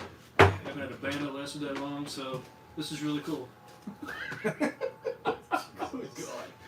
It's true. Actually, I should say that I did work longer than 8 years. Collectively, yes. From some, yeah. All right. You're gonna join us for a shot. Anybody got a shot glass out there? Or your favorite necessities in there? Wine in Pope Papschmear's case. Shit, yeah, Shot of man. wine. Wait, no, that's not yours. This isn't mine. Man. No, you have I have Jason. Jason. Oh, Oh Jesus H Christ. sorry. Now this is the one that's gonna make my throat burn, right? Yep. Okay. Yeah, this will be a one take. Yeah, so bear with We us. really have no choice because it's one take, right? Bear with us, guys. We are gonna come back here real shortly. So we're just trying to keep everything light. I mean, we're talking about like horror and metal. Like I said, well, after we get our guest on, we'll talk to him about films and shit. And then we're gonna get into some music. Let's ask you some questions. Well, how can we ask them questions? I don't even know what the Well- hell she's gonna say. Our producer's gone. She quit. Well, I'm the new producer. She quit. The new producer. He's the new producer. All right. Skids is the new producer. Hey, you look pretty good, Ghoul, for once. Holy shit. Shit. Oh, The Vanishing, 1988, not the remake. I agree. Oh. Pope Papschmear. Okay. Absolutely, The That Vanishing, is- 1988. That's Because a the very remake uncomfortable fucked the one. ending up, and it totally took away the whole, what the hell the whole fucking movie was, you know? Yeah. True. Absolutely. You can make your. I love the original Vanishing. Criterion put out a really good version of that. You good, dude? Need some help? Yeah, we're gonna be bringing our guest on in a few here. It's gonna be cool. Yeah. Got plenty of that. Ta-da! You can have your job back. Yeah, he- Get out of there, Skids! I was just. Damn it! All right, guys, we're gonna do a shot here pretty quick. You want to scooch over there, Chief? Yep. I'm gonna go that way first. Yep. Yeah, that's fine. Yep. Am I still on? Yep. All right. Get out of the way! You're in the way. Come on. Yeah. Get out. Shot. Oh yeah. We got him. We got him. Carl Dreyer's Day of Wrath. Be right on your feet. I know the Wraith. Carl Dreyer, he's the dude that did Vampire. Yeah, he did Day of Wrath. I never saw that one. I have not seen I that only one. seen Vampire. Didn't you make a painting of the ending of that movie with the dude with the sickle? Carl Dreyer's. Yes. Vampire. The Vampire. Yeah, I remember that. 1932 or whatever. it was. 32. Yeah, it was right after Dracula. All right. I never seen any of his other movies though. All right. So, I mean, hope you guys are still with us. I know We were actually gonna put some really cool cardboard, artwork for like a 3-year-old would actually make. Like, we'll be back. But we figured, what the hell? You guys want to hear all the shenanigans? Ah, boo. But We could put like, some of that up there. Hammy, Dickman, and Throbbing Whatever. Where is it? up there. Where? Up, second shelf. We always Oh, said we're we're right kind of there. like the VHS quality of horror. Literally, shows. we are We the- really don't give a shit. Yeah, if you see, You know what? Let's see if it works. Okay. do you want to play it for him? No, I'm put it in front. Woo! What one was it? Dickman and Throbbing. Oh! I'm going solo. Fuck you. The Erotic Adventures. I'm going solo. Dickman and Throbbing. Hey, I thought you were gonna put Tom Savini's Ripper up there. I know Tom Savini's watching. I really doubt that. If you guys like, Apparently, Tom Savini doesn't like that movie. I think What- it's a good movie. what are your thoughts on Tom Savini's The Ripper when he plays Jack the Ripper? I thought he was fucking good. What did you guys think of that movie if you've seen it? It's not a bad movie. Tom don't like it, but I don't think it's good. But I heard a story like if you bring that movie up at a convention to Tom Savini, he won't sign it. What are your guys' thoughts? I Like, think what it's do a good movie about Jack the you, Ripper. what do you think of the Ripper? They're not the Red Ripper. No, you're the Red Ripper. I'm the Red Ripper. I'm trying to think. Like, You want to take another question? yeah, Yeah. let's do it. What are your favorite horror creatures of all time Aw. from Ninja Badger? Damn you, Ninja Badger! Hey, God. leave him alone. He's from New Zealand. Damn. That's hard. That's hard. Creatures. Horror Creatures. creatures. Ah. Cool, you go first. No, I'm not going first on this one. That's such a tough ass answer. Damn. It's so hard because there's Shit. such diversity. Like you got gremlins, you got the xenomorphs, The ghoulies. You got ghoulies, yeah. You got critters, you got chubbies. Don't forget chubbies. They live in your asshole. Dingleberries. That's another one that lives in your asshole. It's living your asshole. Jesus. I would say the Deadly Spawn. Deadly Spawn is good. I would say the Deadly Spawn and Pumpkinhead are my two favorite creatures. Yeah. That's hard because I really like I mean, if we really want to go back, I love Godzilla and the Beast from 20,000 Fathoms. Came Beneath the Sea. All those great crab monsters. All those are great. But if I had to pick, I probably would say Pumpkinhead and As far as creatures, yeah. Pumpkinhead and what did I say? The other one? Yeah. Like even Killer Shrews. The Like, Killer Shoes. Yeah, That's another good one. There's so many. That's just a hard question. It's a broad question. All right, so guys, we're back. We never left, but we're back. So we're gonna bring our guest on. Oh yeah. Bear with him. He's got. You want to introduce the movies? He'll get first? over here eventually. Yeah. He's got some medical stuff, but he'll get over here. And if we get out of line, you can whack us with that. And I It's won't, fun. Let's see, I won't I'm hesitate. staying good. I don't want to Please get whacked do. with that. That would make for great Please knock video him over. That would content. hurt. What's up, guys? There he is. This is Jake Martin, our friend, who agreed to come on here as our guest for 8th annual Halloween show. And I want to thank you guys for Oh, absolutely, brother. Happy having me Halloween. on the show. And, it's all about supporting local horror and all that kind of stuff, especially in such a small market where, it goes largely unnoticed, where you have such great creators that don't necessarily understand the scope of a lot of people that are just trying to kind of, keep the genre alive. Absolutely. I think that's important. This is good. Yeah, and that's kind of what with the show. It's what we've been trying to do. If Is we just We're do another some level small of the town genre. Yeah. we're small town assholes. We said from the first time we did this show, it was just an idea that we love the horror genre, and maybe we had a couple influences here and there, but we just do it out of love with the horror genre. Oh, dude. All right, well we people got our shots which Thank we you, guys. talked about. So Halloween, guys. Happy Halloween, motherfuckers! This is really gonna burn.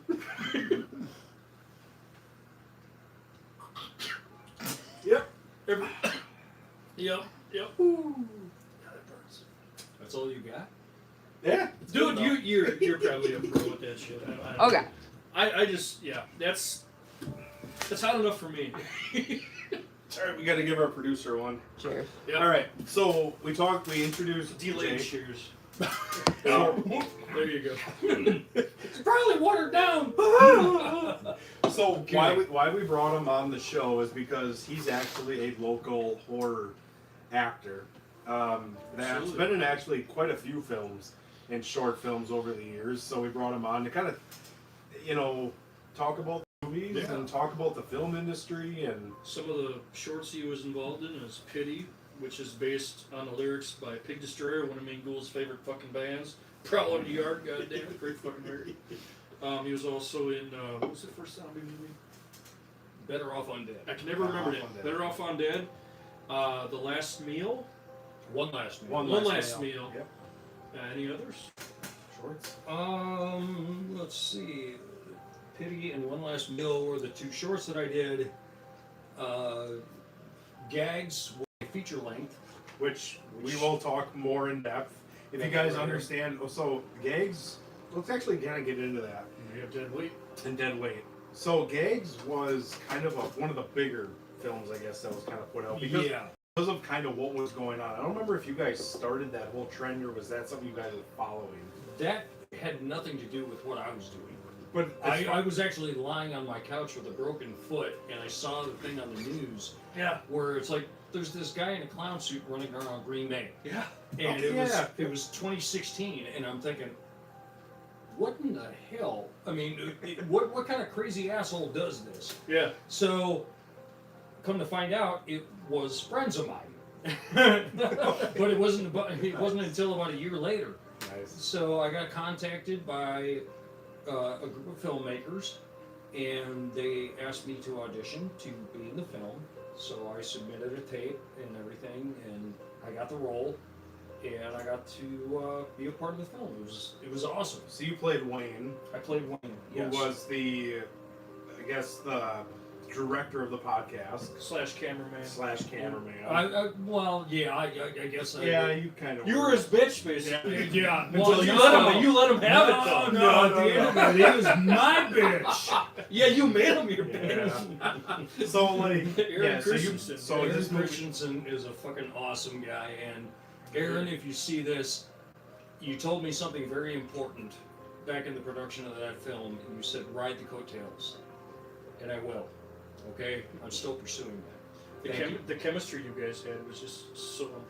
Oh, you can tell when you got pissed off at him trying to like boss you around. You're like, no, I've had enough. I'm not going down there. Even I'm not in doing Dead this." Weight, like there's something there. Yeah. You know. Yeah, well, we met on Dead Weight, and it was a wonderful, wonderful experience despite the weather and Yeah. all the adversity. I mean, there couldn't have been more things that went wrong in the right way on that film. And I was only there for one night, but talking to people like film creators John Pata and Anna Bartlett, those guys wrote the film. They made a wonderful movie about what happens when everything falls apart. Yeah, what's on here? Yep. You know, when you remove the rules from humanity and we all kind of go back to our base nature. That was the film that they were making. It was kind of almost like the Purge before the Purge. A little bit. A little Yeah, ideas of it. I where can it- see that. What I I can really see liked, that. Yeah. what I really liked about Dead Weight is it was more of a character study as far like say Good. a zombie outbreak would happen or an infected outbreak whatever would happen. Mhm. Who would you trust? You know, that's Right. the trust issue. And you're trying to do everything you can to survive. And you'll do anything to survive. And your character plays kind of like a hillbilly backwoods guy Yeah. who wants to get inside someone's pants. Sounds like Yeah, I was a murdering redneck asshole in that one. Yeah. And it was Played her great, by the way. it was kind of it was weird because like the three of us that played the attackers that night, we hadn't met the survivor group until the day of filming. Wow. So we had no idea who these other people were or anything like that. Okay. And That's how you kind of met Aaron then? that's how I met Aaron. That's how I met Michelle Corvée, who is an awesome actress. Jess, all the people that were involved in that whole group they were fantastic. And Except the fire burning your eyes. yeah, well, the I whole saw it behind the scenes. the whole smoke thing, and honestly, it wasn't blowing in our faces. Yeah. It was in the faces of the survivors. There you go. Aaron was just absolutely he was done with the whole smoke in the face thing by the end of the night. Oh, I believe it.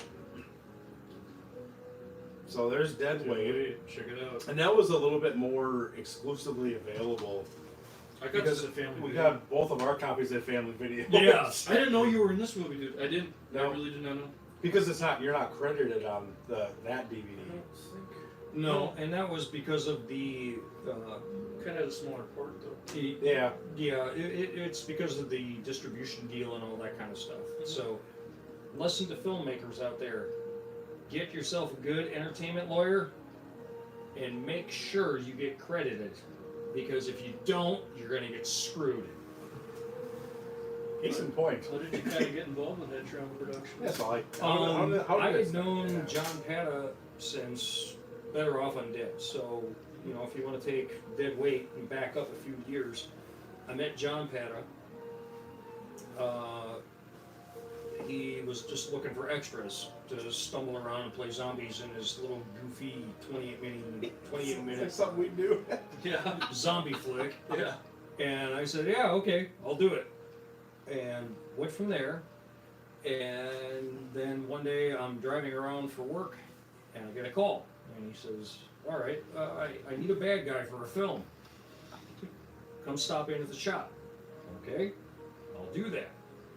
And he talks to me about this character in Dead Weight that he wants me to play. And he's like, okay, well, you're not going to be... He gives me a little bit of the rundown on the details and everything else. You're not going to be a good guy. Yeah. I'm in. And I've had a lot of fun playing a villain ever since. in Actually, most of the I movies. fucking forgot. Actually. Oh, Oh, let's have it. No shit. Ah, Where you there at? it is. Yeah. Yeah. Okay. I Better fucking off undead. There Oh, it is. man.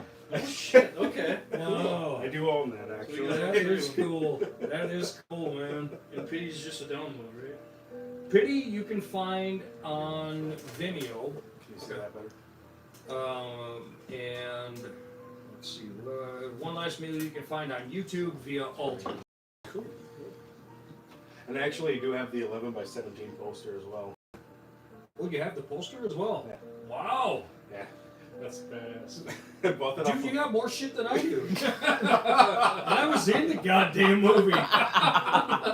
It's usually how it goes, you know. Yeah. Yeah. I should have ganked more stuff from the set. That's You what just I'm must have saying. been- like, we were- man. You must have been like a kid in a candy store, though. Oh, it was amazing. I mean, when we were doing Better Off, it was Labor Day weekend. Was Dave Williams in that movie too? Yes, he was. Okay. Okay. Yes, he was. For those of you that don't know, Skidmore and I used to be in Skidgoer. So now now they they know know who who you you are. That's trademark. Give away Exposed. your real name on. Uh-oh. Oh, I don't give a shit. Anyway, Let's go. yeah. Me and him go with that. So yeah, we used to be in a couple of metal bands that played shows together and all that kind of stuff. But Good times. yeah, he and I and his old drummer and my old drummer were all, kind of in the same music scene. And Knoxville Hooligans. fuck yeah, dude. I remember. Fuck yeah, man. Love it. Yeah. So I mean, like, I don't know. Talk about we talked about how you got into like the filming. Like, what was it like filming some of these? Like, even the shorts and stuff, like The Last Meal and stuff. Did it kind of like that, come like, easy to you, or did you have to It's get into character? weird. Cool. You kind of have to you step outside yourself, and you sort of have to pretend like you're somebody else. But when you read the script and you make that audition, you have to sort of identify with the character. So when you do that, you kind of get an idea of who this person might be. The filming process it's really gratifying and really strenuous at the same time.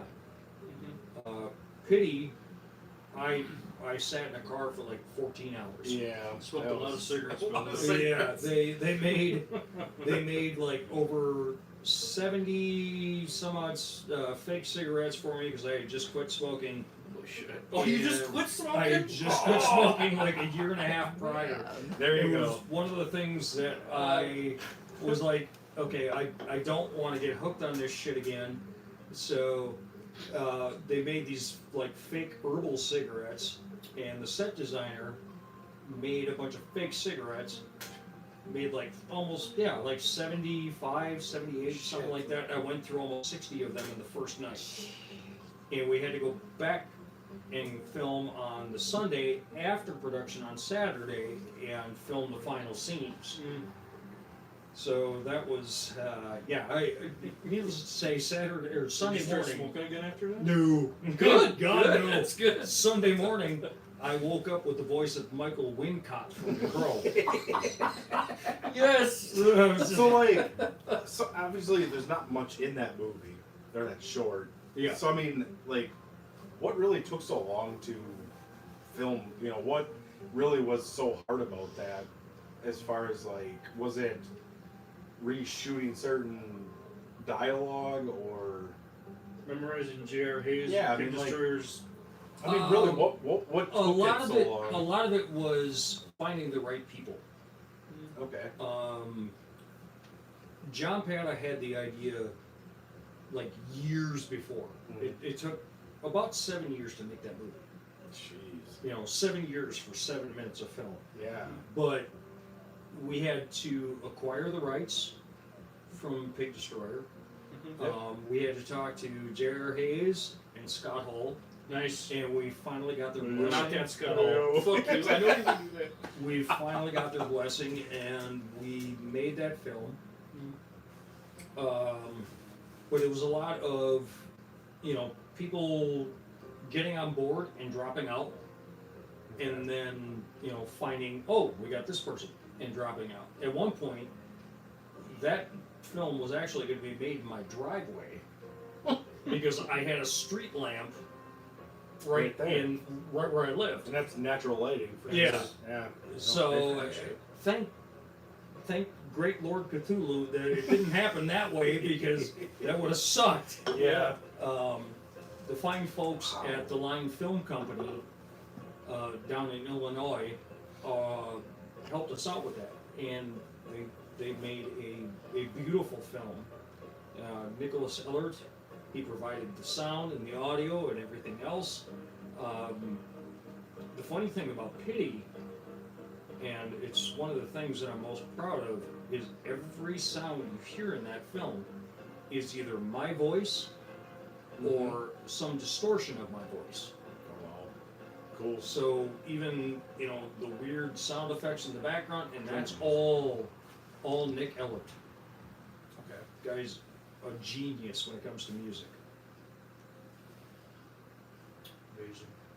I loved it. Well, do we have any? We have a couple questions for Jake. Oh, okay. All right, let's do it. Man. All right, let's see. Ninja Bass asks, what are your favorite Hammer films? Is this for him specifically? Well, or it could be everybody? for anybody. It's not Hope it doesn't specifically answer, for 'cause this could be a Jake, long but conversation. for all three. I love it. My favorite Hammer films, I'm gonna go with anything involving Christopher Lee. Yes. Which is a lot of. I know it's a broad answer, and I hate to generalize, but I'm sorry if I'm any way. Not at all.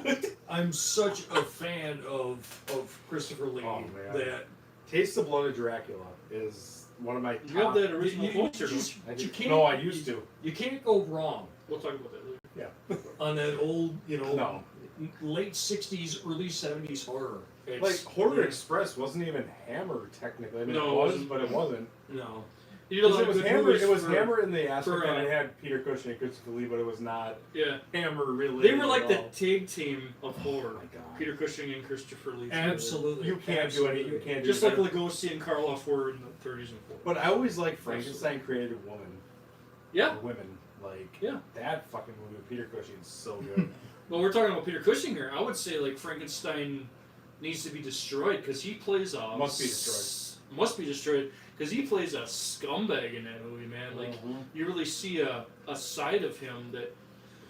Wow, he's usually a proper gentleman, you know. Even in Van Helsing, he with the horror Dracula, he plays more of a sympathetic character. In Curse of Frankenstein, he plays an obsessed, you know, doctor that wants to create life. You know, but I would say that if you really want to see him in a great villainous role, Frankenstein Must Be Destroyed, and definitely a movie that is not Hammer, but I will say it, and I will recommend it from Descent Royale, called Corruption. You want to see Pete fucking crazy off the wall fucking shit? Watch the movie Corruption, because he's doing all these dastardly, horrible fucking deeds for the love of his wife. Or The Asylum. Asylum's a good one. He's not a bad guy in the Asylum. No, he's but just it's a a good movie. victim, but But he's it's not an a good movie. asshole in Corruption. Alright, what else? Check it out. All right, another question for Jake. Okay. What was your favorite movie you're part of and your favorite scene? Okay. Let's see. Favorite movie I was a part of. Gosh, that's a really hard question to answer. And I hate to be, you know, kind of dodging the question and ambiguous and all that kind of stuff, but when it comes down to acting in independent films, you kind of take on these characters and you hold them as your own. I can tell you that one of my favorite moments as one of my characters was when I played Otis in One Last Meal. And there was a speech that was kind of written at the end of the film, and it really gave me a chance to kind of bark out my anger and just let loose and have a lot of fun with it. And we were in a prison, defunct prison down in Missouri, and it was a great time. We really got to just be ourselves and get crazy. Alright, anything else? That's a great short, by the way. Check it out. Yeah. If you guys want to check that shit out, it's worth it. Can we put the links? It's him. Yeah, Because definitely. if we're recording it, we will put Yeah, all the I shit. can make sure that you guys have We'll all of definitely them. do it. Jake's shorts are great. His shorts are great. He's wearing pants, but his shorts are great. Well, that's not what I meant. Fucking dude. All right, Dude, what else really? we got? You guys, Now! Now! One All last, these years we've known each other. Now! was it one last meal? we have a One fun, last meal. fun question and a hard question. Okay. Okay. Which one first? Fun. Fun first? Good fun. All right. Alright. Favorite Simpsons Treehouse of Horror episode? Oh, man. Oh, you're gonna Oh. put me on the spot here. When Maud got resurrected. But do you like blood? When she gets resurrected, yeah. Yeah, I'm with But it's- Ghoul. but I'm with Ghoul on I that. think that was an intro, though. That was an intro. Favorite episode? Anything with The Shining. Oh man, Anything with The Shining. that's who asked that? Anything with The Shining. That's a good question. The- There's So so this is my many. favorite horror movie. The Simpsons Treehouse of Horror one? Yeah. That was your friend Lee. Lee. All right. Shit. I mean. Anything with The Shining, dude. Yeah. I don't know the exact. I think the name of the one episode. where Homer eats way too much and he becomes a big giant blob. He just like eats everything. He's just walking down like he's like literally like a slug, and he's just like, and then he's like grabs this whole crowd of people and eats them. What was you? What's your I was like, Marge! I don't know how to stop! That's pretty good, man. Yeah. That's not bad. Right, Right no, there. that, yeah. that was, I love was it. That was right. like season 3 or something, but yeah, that was good. Alright, what's the hard one?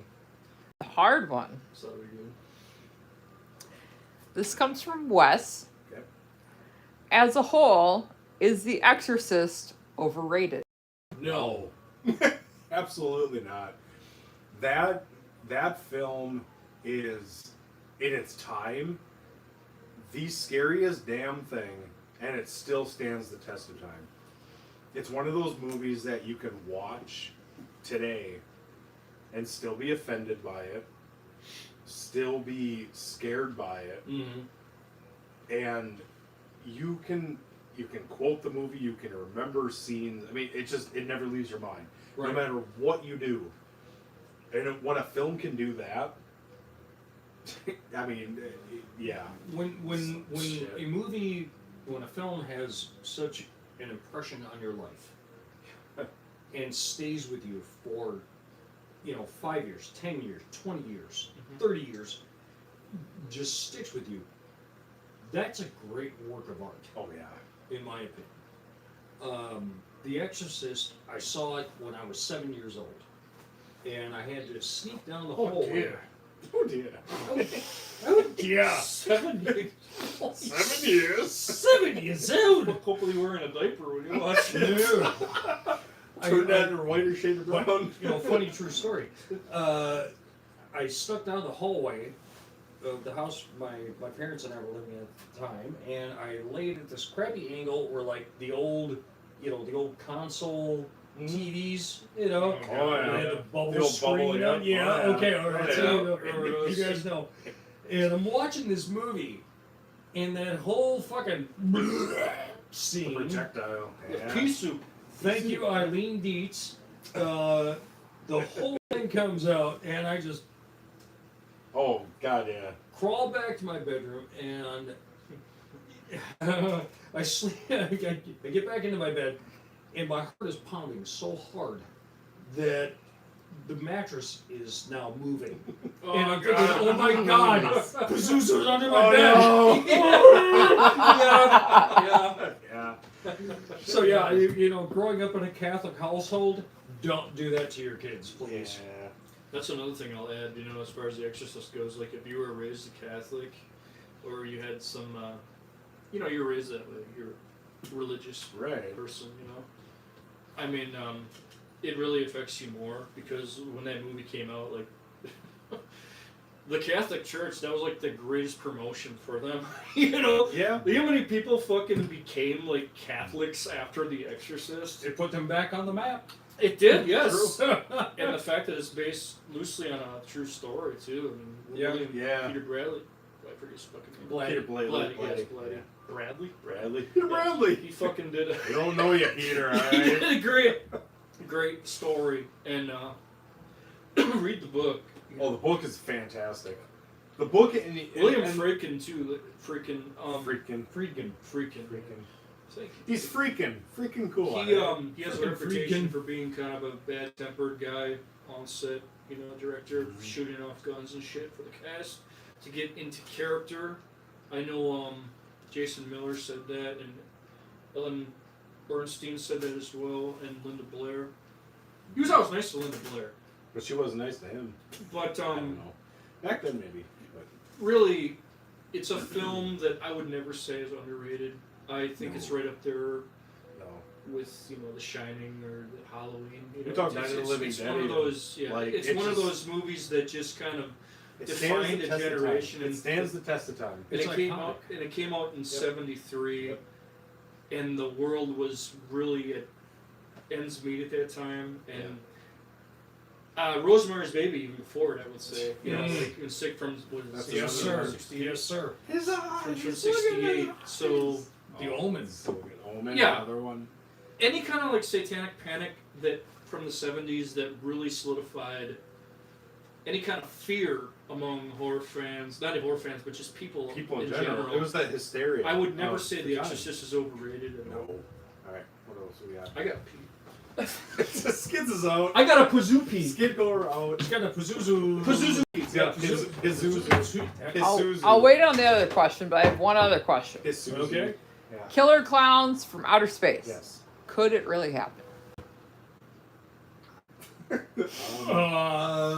In a space way continuum, no. As far as people, Killer clowns from outer space. Yes. Could it really happen? no. Well, you know why not? I mean, I guess it's the answer for everything. we know very little about our own universe, and we know even less about our oceans. Well, not there are clowns out there that want to wrap you up in cotton candy. I mean, I don't know. I mean, I can see in a real sense, it's kind of like gags. Like, could that shit really happen where there are people who want to kill somebody, like Pogo, Yeah. even Pogo, like Oh, John sure. Wayne Gacy, like just dress up as a clown. No, granted, he didn't Well, I kill think any that's people even- as a clown, but I think that's even scarier. You know, when you yeah, incorporate that into a real human being. yeah, You guys had the question earlier about John Wayne Gacy versus Jeffrey Dahmer. Yep. I don't know that one is more evil more than the other, because they have a sinister nature that kind of equals their own. It's just in Yeah. a different way. True. You know? But do I think a killer clown's gonna happen in real life? No. Not in that. Not in a. Are you talking about clowns? So here No. we go. Could killer clowns from outer space really happen in life? In real life? Who asked that? Oh, okay. Our Take editor- this. our Take this editor- as it is. No. Ghoul's nephew asked this question. Okay. So, Which one? What? Grace. Oh, really? We'll let you take this one. So he asked the killer Great clowns. movie, by the way. Cotton candy guns. But, What are we waiting for here? well, I don't know if you wanted Skids to chime in on that could killer one. clowns from outer space really happen in real life? No. But I said if in a way that if there were some sadistic group of people that wanted to dress up as clowns and like murder people, Well, it's if in an aliens finally make aspect. their presence and come down and put clown paint on, I guess like, That's it quite, could happen. I mean, no? it could happen, but I mean, it's probably going to happen at some point. But like Jake said, was you don't know about the universe. I mean, who the fuck knows? Oh There God, could be. I totally believe in aliens. I do. Yeah. How can you not? Extraterrestrial shit. It's been proven that UFOs exist, for the longest time. Mm-hmm. Somebody's got to be operating those things. I don't think it's China. Sorry. It could be. All right. China. Anything else? Comments? Anything? Let's see. Here's a hard one for y'all from Pope Papsmear. Oh. Maniac versus the New York Ripper. Oh, Frank man. Zito versus the Duck. Wait, what? The next one was Frank Zito versus the Duck. This guy knows his shit. Yeah. And then All right. Ninja Badger after that said New York Ripper and the Duck. The duck. Shit. So I guess I'll go first. Yeah. God damn. He's clearing his throat, folks. Which means here comes Get the ready su- for a speech. This is a sermon. Have you ever seen Maniac from 1980? Yes. Yes. Joe Spinell's performance in that movie Man, so believable. is it is Fuck. second to none. Like he plays Joe Zito. Not Joe Zito. That's the guy that directed Friday the 13th. Yes. the final chapter. I'm Whoops. sorry. I always fuck that up. Every goddamn episode I say Joseph say- Zito. This is why it's Rest in peace, Ted White. This is why it's VHS quality. Yes. And I also want to say rest in peace, Ted White. Jason Yes, Part 4, my yes. favorite. Around the All right. Future Broker. Back to it. Anyway, The question. Frank Zito. Frank. He plays Frank Zito so well. He's such a. That's pretty much how hearing voices and having mom issues, I guess you could say. He's just lonely. Like, he is very lonely and he can't control himself. And he just has a passion for. It's like an episode of Rick and Morty around here. He has Where's a pickle? passion for just obviously killing, and man. With the New York Ripper, it's the guy with the clown or not that the Donald Duck voice. That movie. Have you ever seen the New York Ripper? Lucio Fulci, 1981, 1982. I'm sorry. 82. I'd have to back up and check the vault. Yeah, dude, it's a brutal movie. Like there was a rumor going around for so long that Fulci was like a sadist and a voyeur of women. Or Kind of true. yeah, I mean, if you watch that movie, you can kind of see where that rumor came from because there's a part where a fucking titty gets fucking split with a fucking razor blade, and you see the titty juice like fucking squirting out. and Titty shit. juice, you mean blood, right? Yeah, whatever. You know, like it's a very, very graphic fucking film. Oh yeah. And it puts the sleaze of Yeah. New York. Both of them do, like Yep. old time New York, not New York, not new New York. New York. You guys would know that. You just was there, but it's a totally Tit different juice. like movies with Titty like, juice. like Chud, definitely Chud, Is Maniac, that like a thief? Titty juice. New York Ripper, Basket Case, stuff like that. Really Yeah. put the sleaze in New York, but New York Ripper really. Wow, man, I love that movie so much because I'm such a Fulci fan. Yeah. But Frank Zitto performance get it by right. Joe Spinell.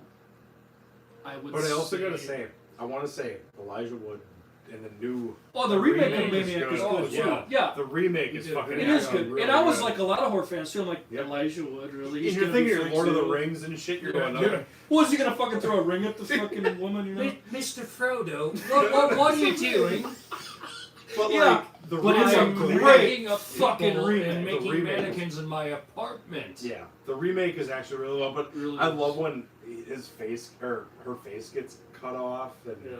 oh, it's so good. Kind of getting off topic, but yeah, Oh, I would probably say Maniac or 1980. Yeah.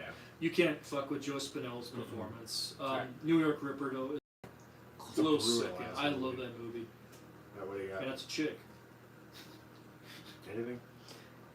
I got nothing, but I will come up with a question. Okay. What's up? What is the movie that got you into horror, Jake? The one that got me into horror. That was Friday the 13th, part 3, I believe. Oh, Richard Brooker. Fuck yeah. What's your favorite? I was maybe 8, 9 years old, something like that, and we had a babysitter at the time. So She failed. No, she won. She created a succeeded. monster. Monster. She created a monster, and they lived just a few blocks away from me. That kind of stuff. Her older brother, her older sister, that kind of stuff. So we went over to the house. We watched the movie, and I was blown away. I was absolutely blown away by what in the hell it was I was seeing. Subsequently, my babysitter was fired, but that's what led me to other things like Yes. Do you remember as a kid The seeing Exorcist. Jason looking out at the window at Chris when she's in the canoe and he's got all bloody face I and remember shit? being scared as shit. Oh yeah. Yeah. That's about it. For Like, sure. You know, you got this hulking person. Richard Broker's a big Richard guy. Broker. Yeah, he Yeah. was. It was. Rest in peace. You know, Big man. I've got the Crystal Lake Memories book, and I loved reading each Mhm. chapter after watching the movie, so that I could see what in the hell was actually going on. What's your behind the scenes. What's your favorite character? Mine is Shelley from part 3. And he gives Jason his mask, technically. Yeah, he's clearly the unspoken hero Yeah. of the whole franchise Yeah. because like He wants to get laid. you want to. Without him, Jason would have just been running around with a potato sack on his head. Yep. Exactly true. But And somehow he has a shaved head in 3. Yeah. Going from 2 is a fucking mullet, like looks like he's yeah, fucking. and was Yeah. Yeah, you must have got a haircut somewhere. hulking out with Arnold Schwarzenegger or something. I Yeah. don't know. Yeah, he's like, Ah! no shit. kill the virgins, yeah. Oh, you got some competition going. But going from part 2 to 3, yeah, like there's it's night and day. I Yeah. love part 2. Yeah, Part two is good. Part two. I love them all. Yeah, I'm not gonna go there. But yeah, I love them. I love a lot of them. Friday the 13th uncut. You want another question? Ghoul, Yeah, we got one. No, Yeah. we still got to do the movie that got us into horror. Oh yeah, we got still got. Ghoul, to go, do All right. Go for it. Okay, aside from television shows, because I started with television shows like X Files, Twilight Zone, Al Presents. Like I started with television shows and sci-fi, Oh, yeah. and even really with creature development. My dad was a Star Trek guy, so I got into like seeing Worf and seeing all these guys like in this makeup. Like Yeah, yeah. they were monsters to me. Like that's what I saw. But as Yeah. far as a movie, would damn it, dog. Would actually, it's not as early as It's you think. alive. I saw Night of the Living Dead originally, Uh-huh. not in '68, but for me, I hope you didn't see that in nope, 68. What the hell happened? Nightmare on Elm Street 2, Freddy's Revenge. Ooh, okay. That got The me. S&M Freddy. Oh my, yeah. But his makeup in that film was demonic. Oh, as yeah. fuck. Yeah, absolutely. And Part it two. was one of those movies that I remember seeing. It was that and the Tom Savini remake of The Living Dead in 1990 with Uncle Tony Reach. Todd. Uncle Reach. Nope, it was the opening scene Okay. because when Bill Heinzman's zombie, you know, the idea when he gets up to her door and just seeing that originally and then seeing that in color. Yeah. Because I was by myself and that was on TNT. And Oh, was it remember Joe watching- Bob Briggs' Master Vision? Must have been. I was probably watching the same because time. I lived in Yeah. I lived in the country, so That there's is no awesome. houses around me. There's just fields, and we got one street light, and I'm sitting there in the dark. And everybody's in bed, and I got Oh, a yeah, 2-story farmhouse. It's like, well, this is cool. That's great. So that was on there, and I saw that scene. I turned the TV off and ran up upstairs. I didn't even make it past that scene because it scared the shit out of me. That's awesome. But Freddy's Revenge was the actual like first really that got me into like loving Freddy, which is why I'm a bigger fan of Freddy. You guys remember that cover in But- the video store, Oh, Freddy's God, Revenge, yeah. where he's like creeping He's so around the corner? he's so demonic and Yeah. just Oh, fuck. and this is a whole other conversation. We talked about VHS covers. When you Yeah. go to the video store, you could Oh, just such you great flip them memories. over and you weren't old enough to rent them, but you're just like Make it them just- die it- slowly. I want to rent this, Yeah. Mom. No, it's Monster Squad Yeah. for you. It just- You know, it just which entranced is you. even better. It entranced you. Monster Squad is a great movie. Yes, it And is. it It's is one of my and favorite it is movies. actually you have the original movie poster. Yes, now. I do. Okay, I'll go. Alright, no, let's My keep going. favorite, are the movie that got me into horror. I was into collecting Fangos, Fangorias, and even before that, I guess. When I was in elementary school, they had a kind of a movie section in the library. All these horror books, like Ellen Frank's horror movies and stuff like that. Books that are like sought after now, you know. But I saw those, and then they had all those Universal Monsters reissue books in there, and it was kind of when the revival of the Universal Monsters. I don't know if you guys remember, but there was a Pepsi. The Universal Monsters came around the Pepsi generation In the too. 90s? Yeah, like they Oh, yeah. reissued it. Remember that? Like you would have the Doritos, covers of those. It was Doritos, Yeah, Pepsi. you guys remember that? Oh yeah. Okay, I so- have a bag over there with the old trick or treat bag. It's Awesome. got Doritos and oh yeah. So yeah, when they started re-releasing those on VHS, Yeah. I remember I must have got a B plus or something on my fucking report card or something. My mom was like, "I'll buy you a movie," and of course I was watching the rare time that happened, by the way. But I graduated. But it was Frankenstein, 1931. Oh. It was Frankenstein, 1931, and The Wolfman, 1941. I was Great I was movie. obsessed with Universal Monsters. I love I was kind of an outcast, as most horror fans probably are, you know, No. growing up. And I related to the monsters a lot. Oh shit. And, Look at the guy. Listen to these guys. I related to the monsters a lot, and yeah, the atmosphere also of the Wolfman was really. I love the atmosphere of the wall. Amazing, absolutely amazing. Lon Chaney's you pity the guy because he's kind of like a serial killer. Really, he can't control his impulses. Mhm. But Karloff is Frankenstein. Like, just what Jack Pierce makeup did. It's just unfathomable even to this day. One of my favorites. Yeah, I would have to say I'm a Frankenstein. Dracula guy. Yeah, I saw that too, but I would have to say Frankenstein 1931 is the movie that got me into horror, and I'm really happy about that because it's like one of the first ones. All right, what we got? There's one more question for you three. Yep. Okay. There's another question for someone else. We need someone else. Well, not one of you three. You? The dog? I don't know. They. Lugosi, you got a question? Okay. I'll give you your guys' Yeah. question. All right. I'm trying to figure who the other person Can't, is. okay, this is from Ninja Badger. Yeah. Can you guys recommend some werewolf films that aren't the big well-known ones? So Sheepskin. anything that's a little bit, not as well known. Sheepskin, Sheepskin. Bad Moon, Bone Hill Road. Bone Hill Road. Bad Absolutely. Moon is awesome. Yes, Did you ever see Bone Hill Road? Bone Hill Todd Road. Sheets? I have not. Todd Sheets. Yeah, Great Bone Hill fucking Road. movie. The great Um, film. Sheepskin from Unearthed Films. Wolfen. Dog Soldiers. Dog Soldiers. Did you say Wolfen just Wolfen. now? Okay, Wolfen. Wolfen is is another awesome. good one. Oh shit. Any kind of Paul Naschy movies. Anything. Paul Naschy, Werewolf for versus the Yeti. Curse of the Werewolf. Curse of the Devil. Curse of the Devil. That's what I meant. Werewolf versus the Vampire Woman. Shit. What's the one? Anything like Paul Naschy. What's the one I'm thinking of? I just fucking brain fart. I would say Late Phases. Late Phases. Oh, yeah, that's what a I'm great thinking of. one. The Dark Sky films, which we talked There's about. another one called Howl, which is on a train with werewolves. Yep. That's fucking awesome. I mean, there's plenty of werewolf movies out there.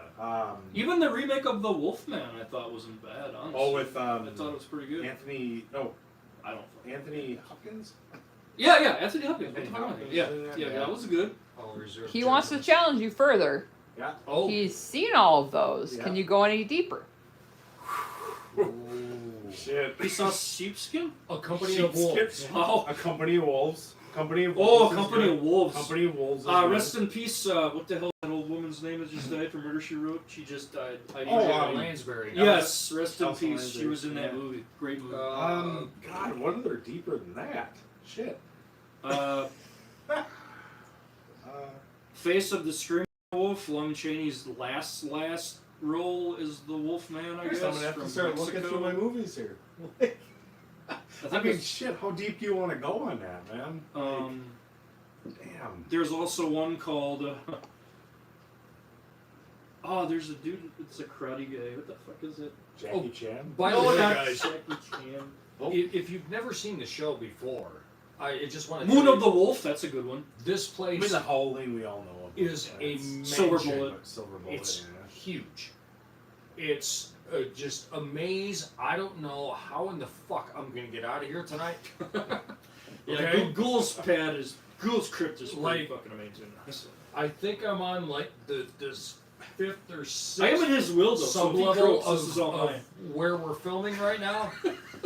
I'm not really sure where the stairs are at. If you don't hear from me by next Thursday, please call 911. Okay? Thank you. Not He's our all fault. willing this to me Not when our it croaks, by the way. So this is all gonna be mine.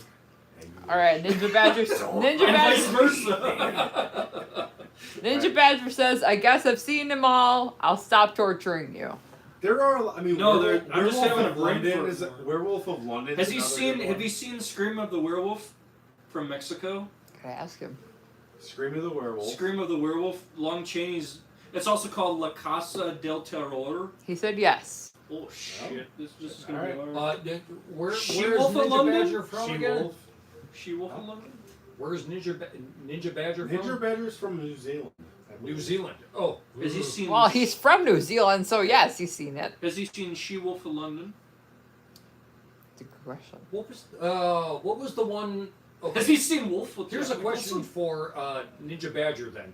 What was the movie with the like were kangaroos? Wereroos. We will wait and see. That I kind of would like to know myself. Yeah. I want to see I that. mean, it was a good flick. It was weird. It was kind of horror, kind of sci-fi. It was.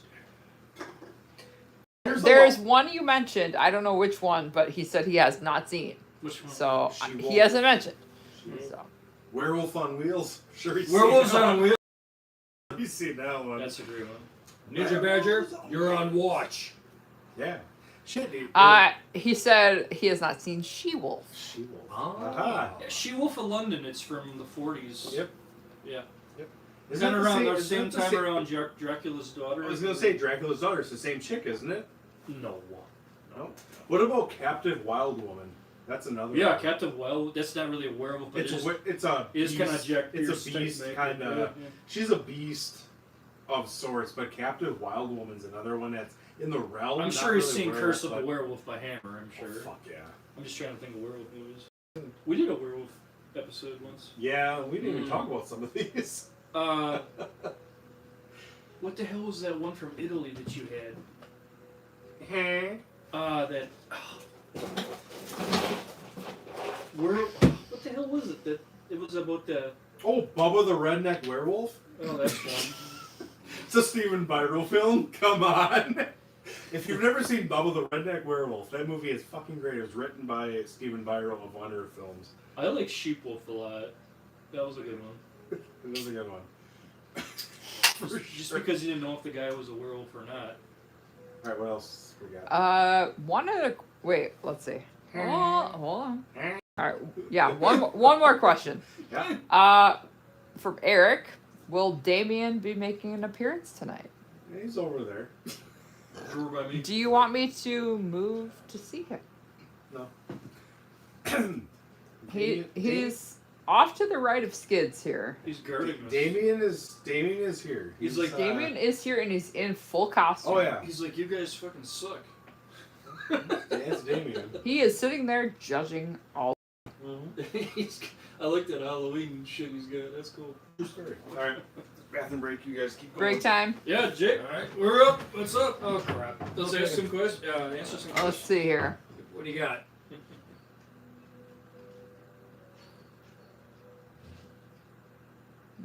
Answered that Have you ever done a one. live cast before? No. No. Never. I Live mean, cast versions. this is version I cool. Snyder, I guess. And now hang on.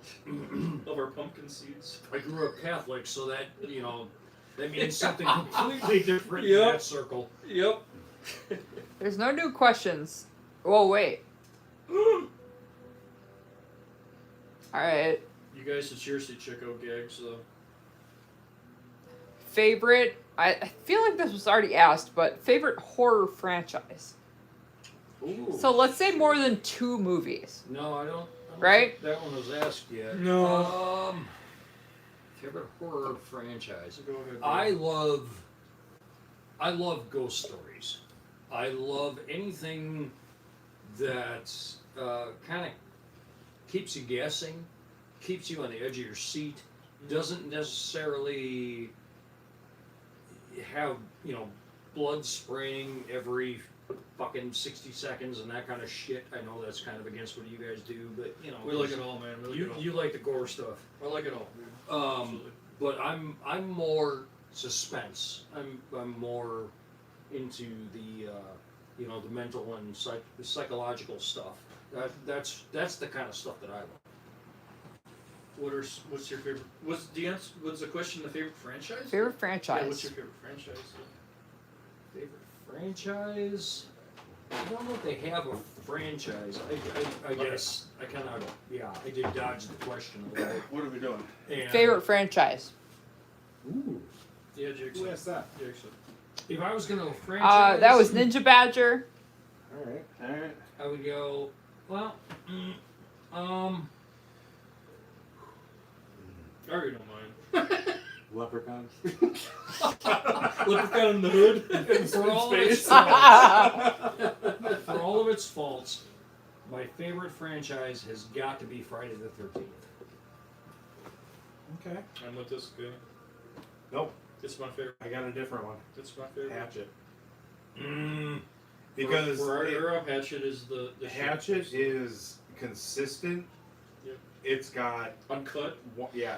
Well, it's got one badass killer that just. Kane Hodder. Oh my god! That just it fucking is. Well, it's got what, 4 movies? What, 5?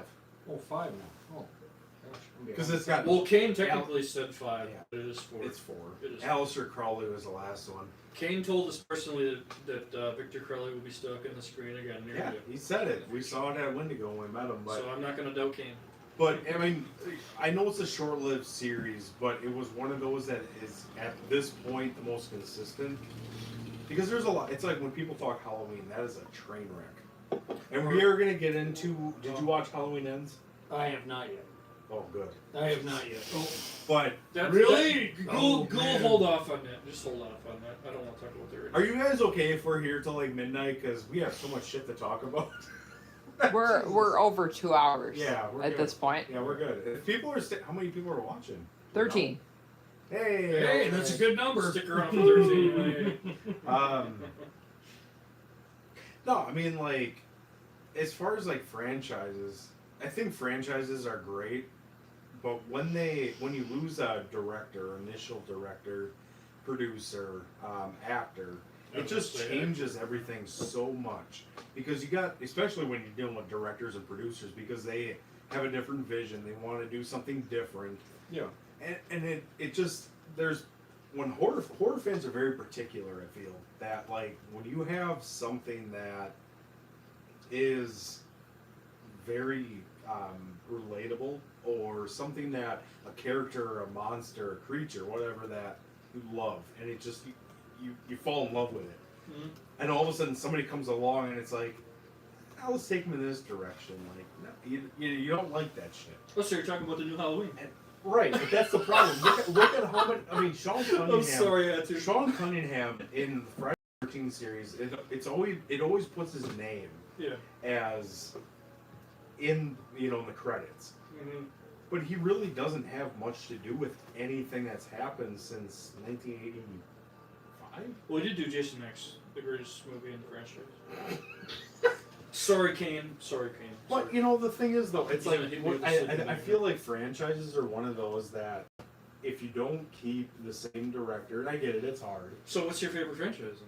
A Hatchet for me. Hatchet? I love Hatchet. I Okay, mean, so Nightmare on Elm Street is good. It's easy to, like a franchise in the first 4 to 5 films. Right. Because look at Friday the 13th. Yep. For the first 4 to 5 films, they were fucking awesome. But wouldn't like George Romero's Dead?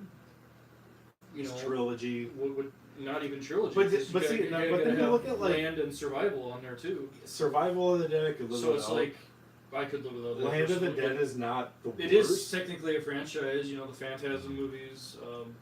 Oh, everybody hates Ravage and. I've actually never seen it. I I've never seen it. I absolutely love the Phantasm movies, and They're cool. I do love them. Boy, Boy! it doesn't matter. so Let your inner Angus out, Jake. Inner Angus. Angus. Rest in peace. I'm glad you Angus. said I'm glad you said Angus because that could have went the wrong way real Not quick. anus. Let your inner anus out. And there's your highlight for tonight, Evie. Let your inner anus out. Oh man. Do we have any questions? No, my favorite. Yes. No, I Yeah, never we have got to questions. say mine. We have. Okay, go. Friday the 13th. Well, yeah, you already said that. That was Yeah, there you precursor. All right, what do we got? So there's a question that was asked, and then I asked a question Yep. that I will ask you, and I asked them as well. Okay. This is from Ninja Badger. What are your favorite Scream queens? Who has the best Scream? Best Scream? Jesus. You mean like the best Scream? Or the best Well, Scream who's the best queen? Scream Queen? He said Scream Daniel Barbara Queen. Steele. Barbara For me- Steele, For me, Danielle Barbara Harris. Steele. Who has the best Scream out there? Well, the best Scream. I'm gonna reserve my answer. Why? I'm gonna let you guys go first. The best Scream. Not just Scream Queen, but the best Scream. Mm-hmm. Okay. Oh, is it Scream Queen? The We're question. talking- Okay, there's the a question difference. is There's a If for it's a Ni- Scream Queen, it's Barbara Steele for me. word for word. Here's the The question. Women of Horror. What are your favorite Scream queens? Barbara Steele. Oh, yeah, we Barbara talked Steele. about. Um, Jamie Lee Curtis, obviously. If you're talking Scream Queens, she is. I mean, God, damn. Fay Ray. If you really want to go back. Good one. Tiffany 1932. Tiffany Shepard. Don't get me started on Tiffany Shepard, man. I'm gonna have to leave the room. She's my honey, He man. needs a bathroom break. Bathroom break. I kind of do, actually. Daniel Harris. Daniel I Harris. can't for wait sure. to meet her Days of the Dead, by the way. I know we get to go to the Days of the Dead, and we will talk about this. We get to go in November. Yeah, dude, come Cool. on. I have another question. I like but Amy if- Steele. once you I really do finish- like Amy Steele. of Friday Amy 13th. Amy Steele is good. Yeah. Badass. Because not only does she dominate the situation, but she has a really good scream. Yeah, Jamie Lee Curtis, you didn't say. Linnea Quigley, obviously. Yeah. Ricky Stevens, obviously, if you want to go to 80s. Ricky Steamboat. Not Ricky the Dragon Steamboat. What was this? There's There's plenty. Now, if you're talking like for our age, I would probably have to say Daniel Harris. Harris, I Daniel would also have to say shit. yeah, I mean- definitely Tiffany Shepard. Yeah. Okay. Where? Adrian Alright. King. Soledad Miranda would have been on there. Soledad if Miranda. She didn't die, Oh God. unfortunately. Rest in peace from beyond. Yeah. I think she could have. You really can made suck it my big, blood but any day, baby. She sucks. Okay, I'm done. All right, go. I love Soledad Next Miranda. question. Talking about women. I'm sorry. Let's go. This next question's Yeah. from Deb W. Your mother. I don't know what you're talking about. Your mother. Yeah. Are there any films that were so disgusting that you would never watch them again? Oh man. There's only one movie for me, and it's called Worm Eaters. I thought it was gonna be. Nope. Worm Eaters. The snake movie. It's a Ted P. Michaels movie. Rest in peace as well. God, there's a lot of dead people on this fucking show. Yeah. Guy that did Astro Zombies and The Corpse Grinders, classic movies. Oh, yeah. Classic movies. Mm-hmm. But yeah, I did a movie called The Worm Eaters, and that movie for me to this day is hard to watch because eating worms is not my favorite thing. I would say for me, it would be. I mean, I don't mind the movies. Sorry, the Vomit Gore trilogy. Oh, the Lucifer Valentine The movies. Lucifer Valentine movies, I get what they are. I don't and get- I can get through them, but it's something that we talk about rewatchability for films. That's something I watch once and I'm like, no, I'm good. I'm good, man. It's like a badge of honor. Like, Yeah. you know, okay, I'm good. Or 120 Days of Sodom, like Solo, like Yeah, eating poop. Oh, that film is. Yeah, eating that, poop. that one is pretty bad. And the director was murdered for making that Yeah. fucking movie. Can you Yeah. imagine that shit? And we used to think August Underground was bad.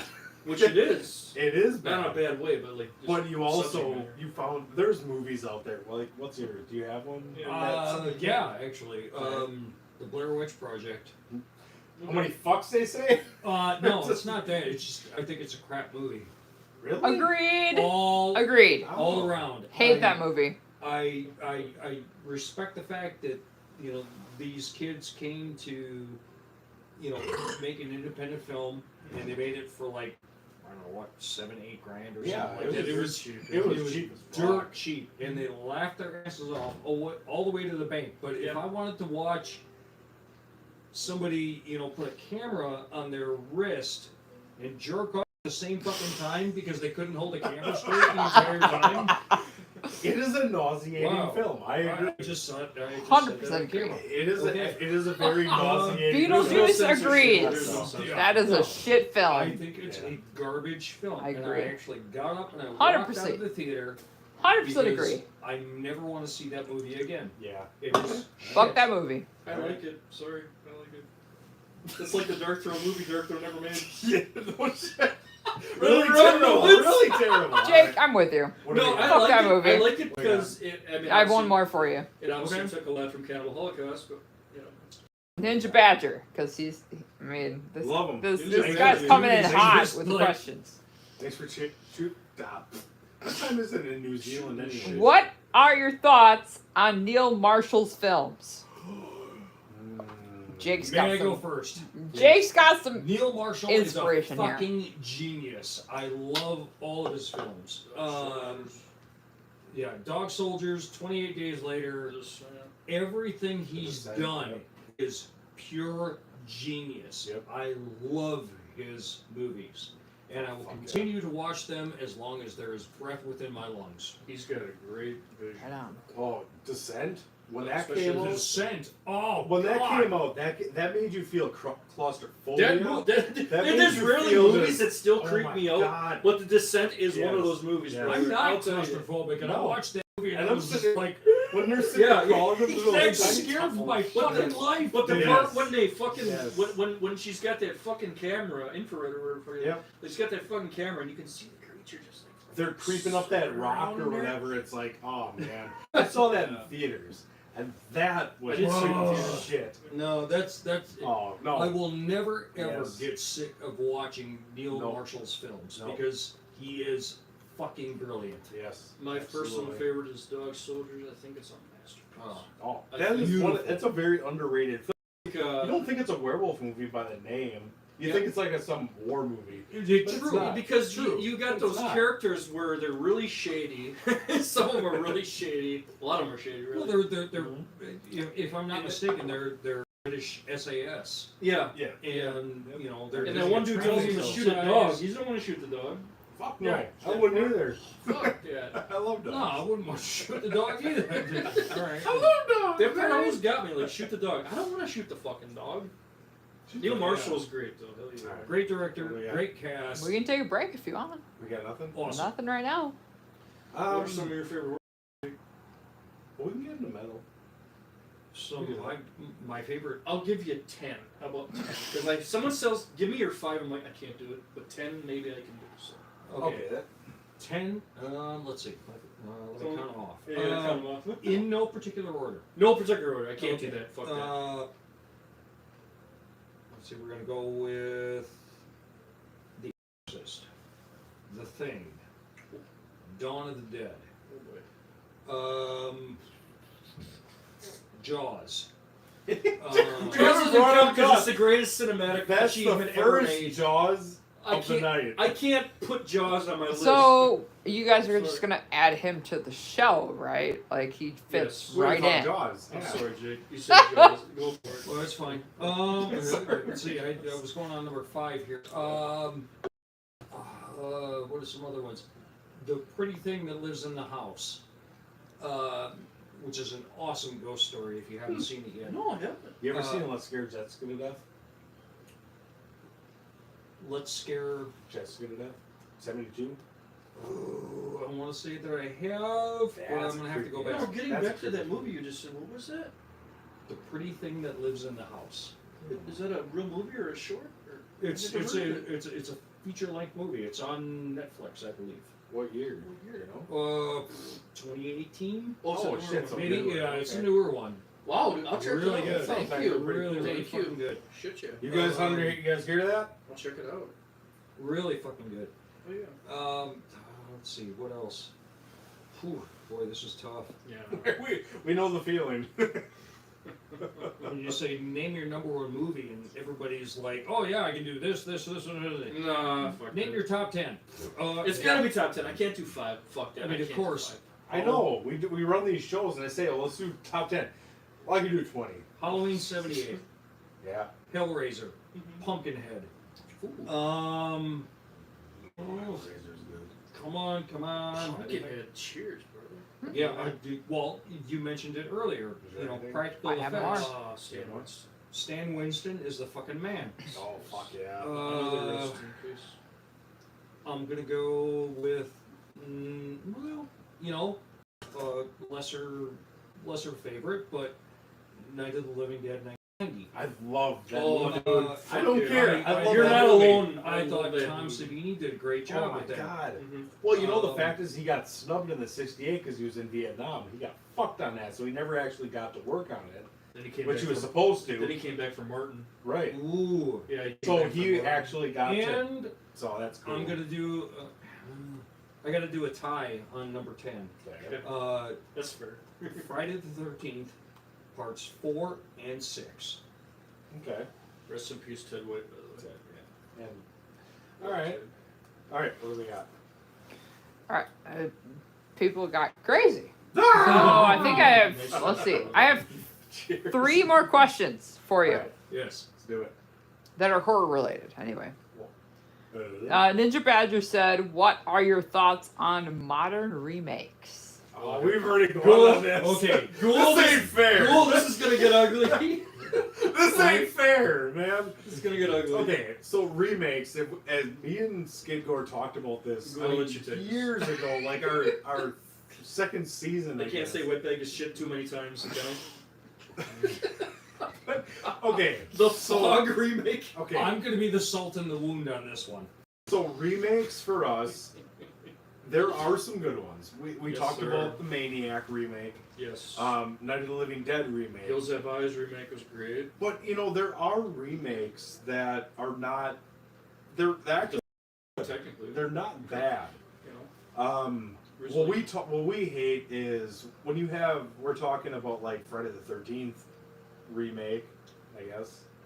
I liked it. Some people do, some people Jason don't. living in a fucking cave that's a survivalist and has like cages and. But it's Derek Mears, man. Come Derek on. Mears, we're gonna meet him. We're gonna meet Derek him at Mears Days is of the cool. Dead. Okay, then gonna I be that. challenge you to say that to him when you meet him. No, I I won't. won't, but it's Of course you won't, because the man's gonna Hulk over you. man. But I okay, don't know. The characters in that movie, you just want them to die. but okay. So And we they do. have. I mean, we've talked about this before. Like when you're talking The remakes, sleeping bag. you're talking about an Pretty cool. iconic character. When I think of a remake, I think of an iconic character that gets and put with somebody else. Now, not Jason, because Jason as a mask, you don't really you Yeah. go from Kane Hodder to Richard Broker. Like you got a bunch of different people. I mean, Richard As long as- Brooker 2K Nutter. As long as you have somebody who's 6 foot or 5'11" Yeah. A and big guy. looks bulky as shit. Big guy. But when you have like Kane is Jason. like by we the way. talked about the Nightmare on Elm Street one, the Oh. 2010 remake. Oh god. Here we go. You cannot go from whoever the fuck the new guy is from Robert Englund. There's just no comparison. There are remakes that you look at, and it's like even the Fog we talked about. You like the remake? The characterization, like when they actually go through the characters, is really good. But the film itself, I liked it for what it was. Okay, but okay.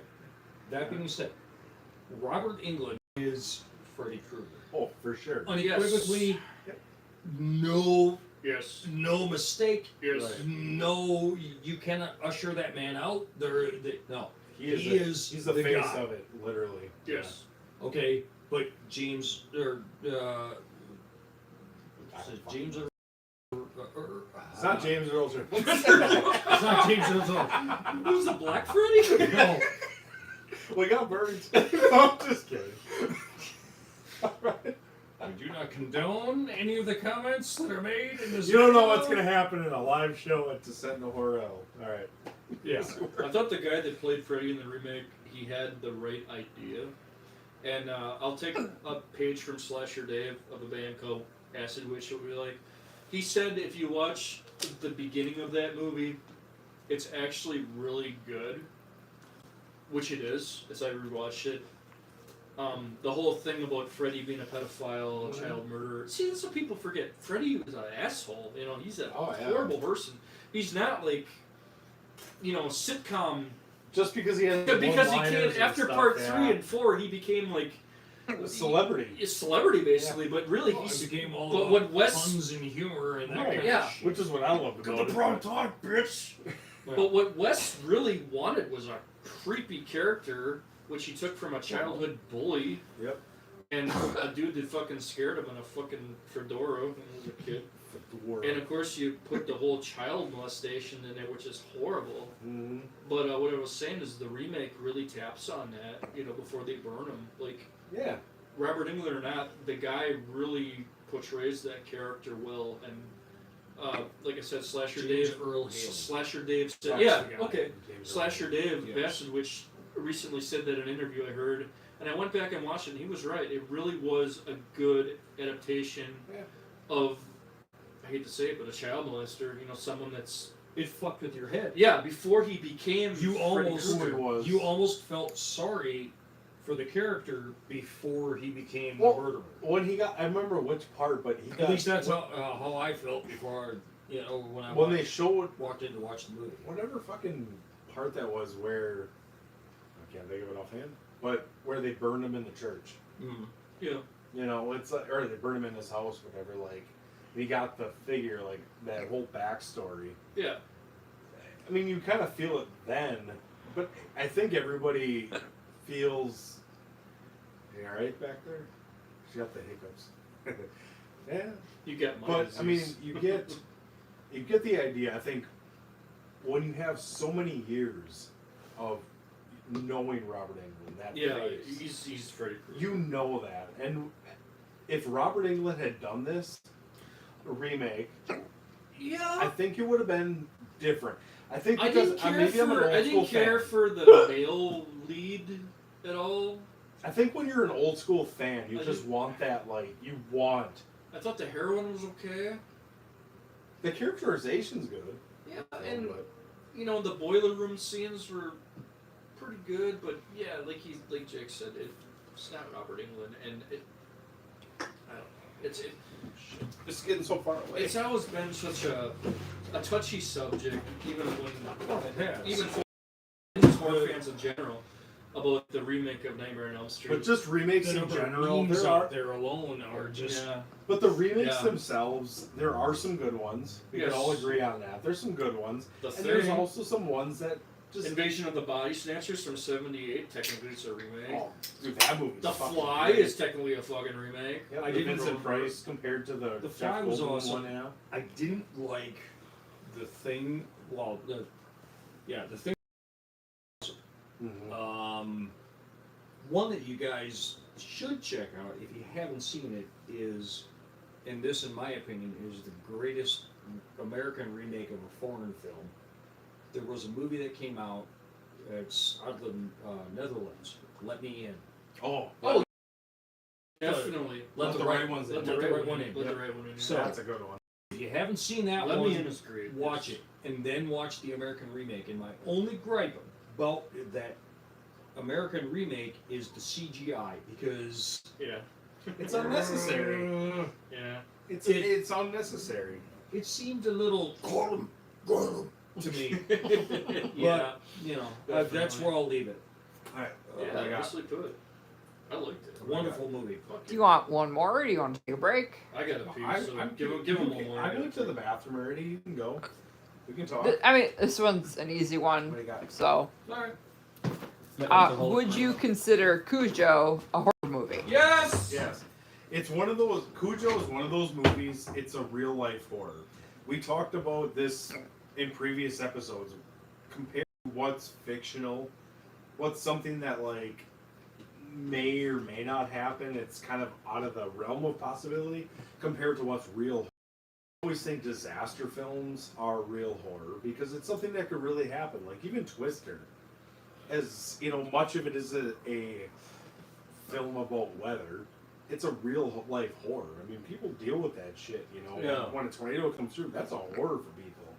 So when you have a film like that, so like, you're telling me that like a rabid dog, like traps you in a car? I mean, some things are fabricated, overdone for film purposes, but is Cujo a horror film? Absolutely. Like it's a real life horror film. That's what I've always said that about anything with animalistic type stuff. It could all happen. I have said this before in the past, and this is going to be like an unpopular opinion. I hate Cujo. Really? I hate it. Here's Well, that why. kid's annoying. Because, well, not only that. Oh, dude, have you seen the Babadook? Oh my god, yeah. Dude, yeah, okay, so you know. It was not a bad movie up until that whole end scene when in like the bedroom when like it was all this CGI just popped up out of nowhere. It was a creepy ass film up until that point, and that kid in the back of the car. Oh But no! to back up to Cujo, you've got a story of a family that is clearly falling apart. Yep. There was infidelity, and Dad doesn't want to do shit.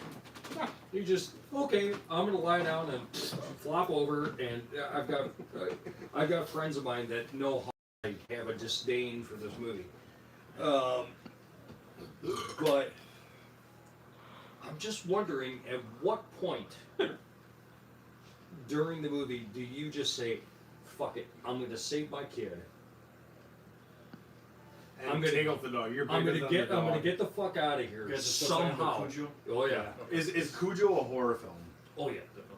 Well, it's absolutely a horror film, but it's a survival horror film. Yeah. Yeah.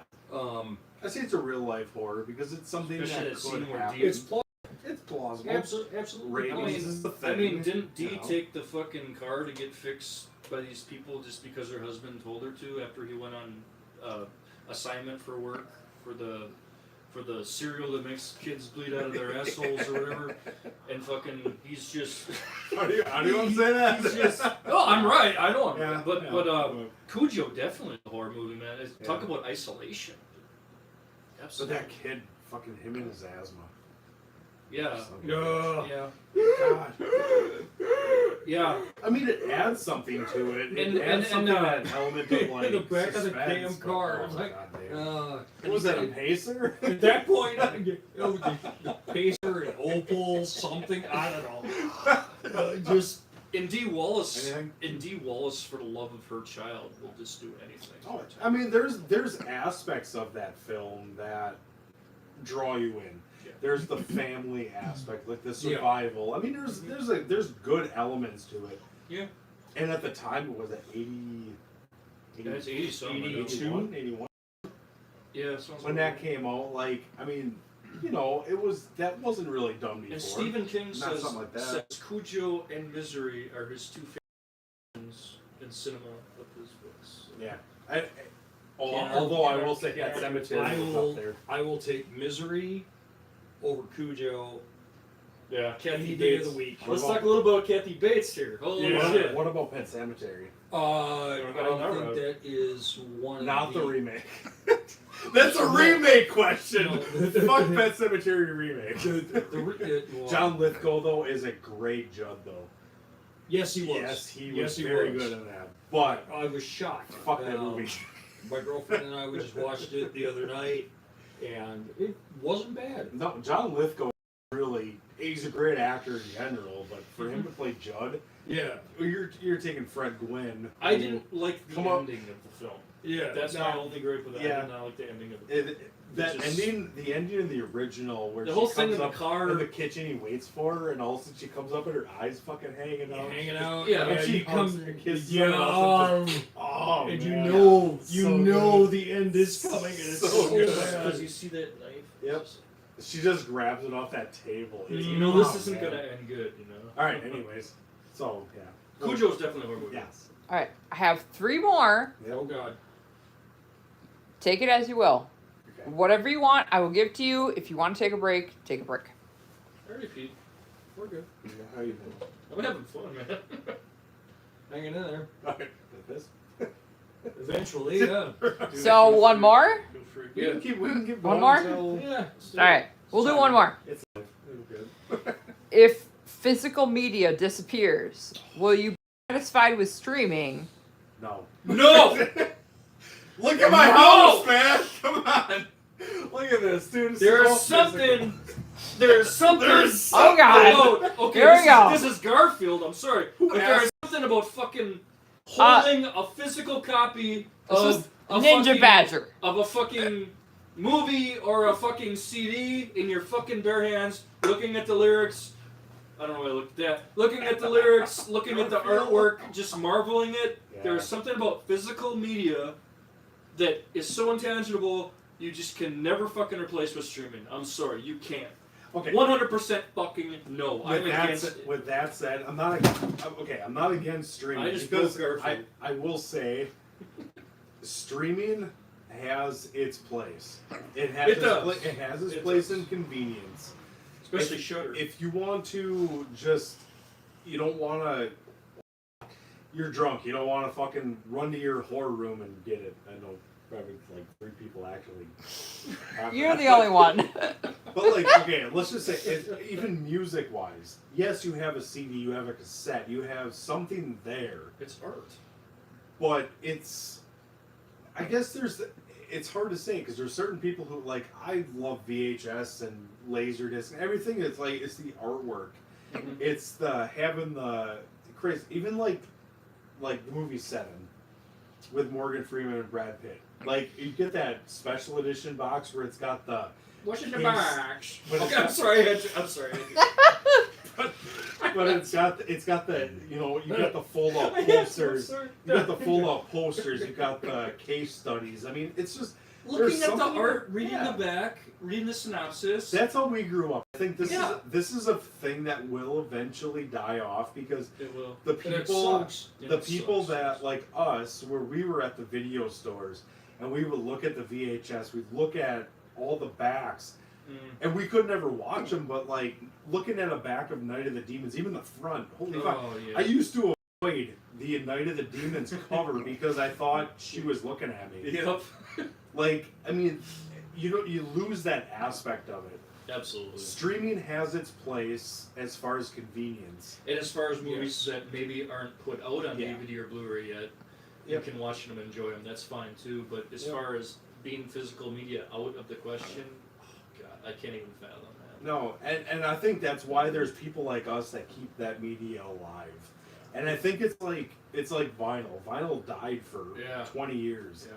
And all of a sudden now vinyl's back. I think VHS, even horror VHS now goes for a premium. And you know, I'm sure you've seen that on eBay, on flea markets, whatever. Like, if somebody has horror VHS that no one have, yeah, it goes for a good price because I still think the people, but at some point, is it going to die?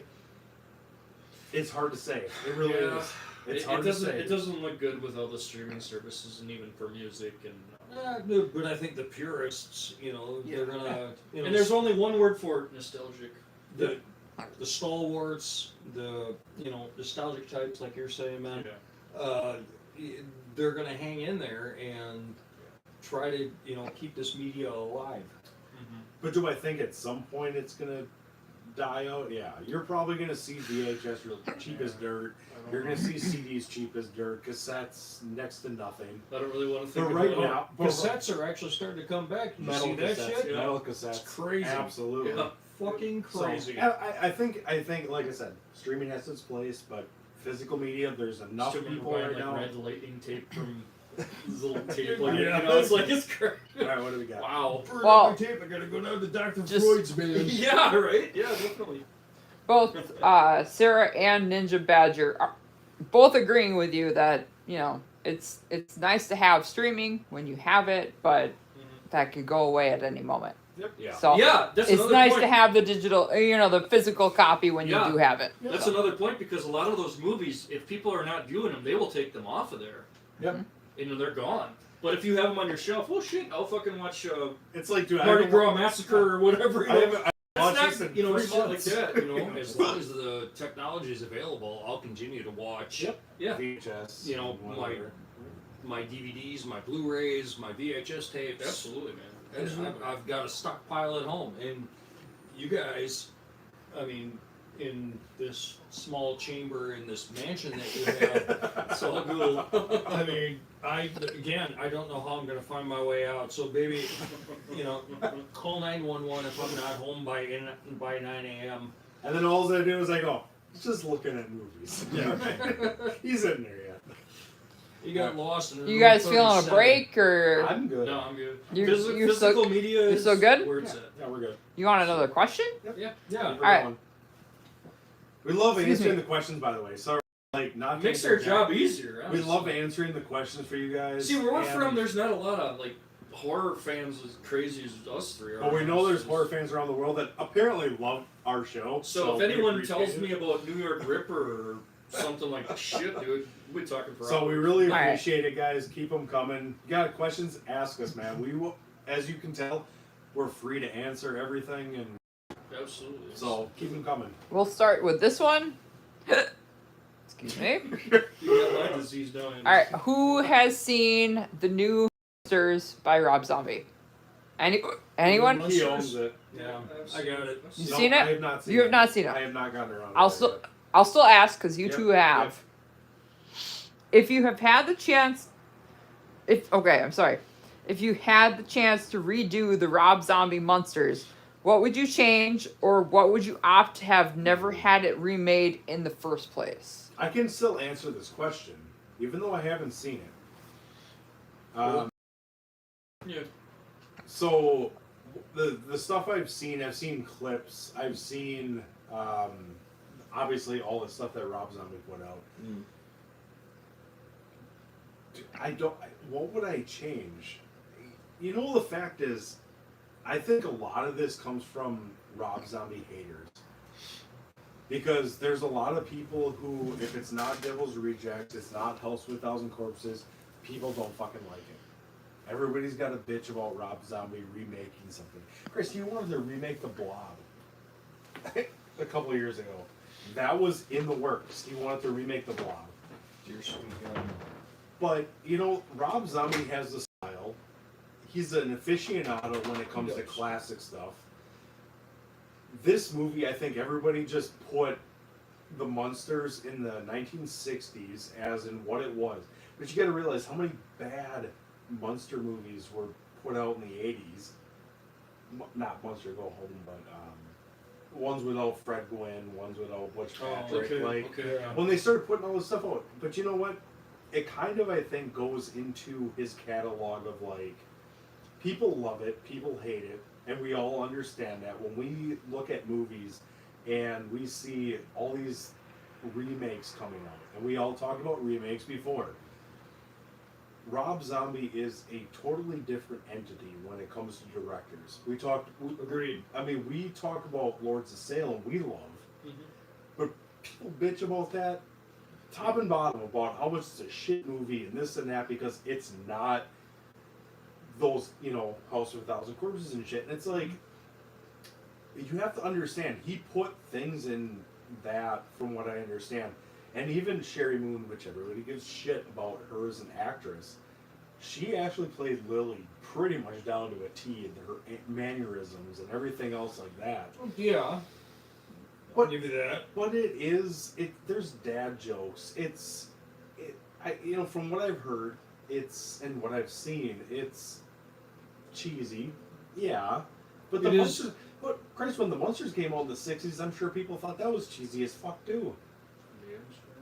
You know, It is corny. Yeah. Jake, But it is, yeah, I'll let you guys go. I mean, I Okay. gave my 2 cents All right. not seeing it. Yeah, I'll give you my take on it. I saw it. I thought it was okay. I remember watching the Munsters TV show when I was a kid. In syndication.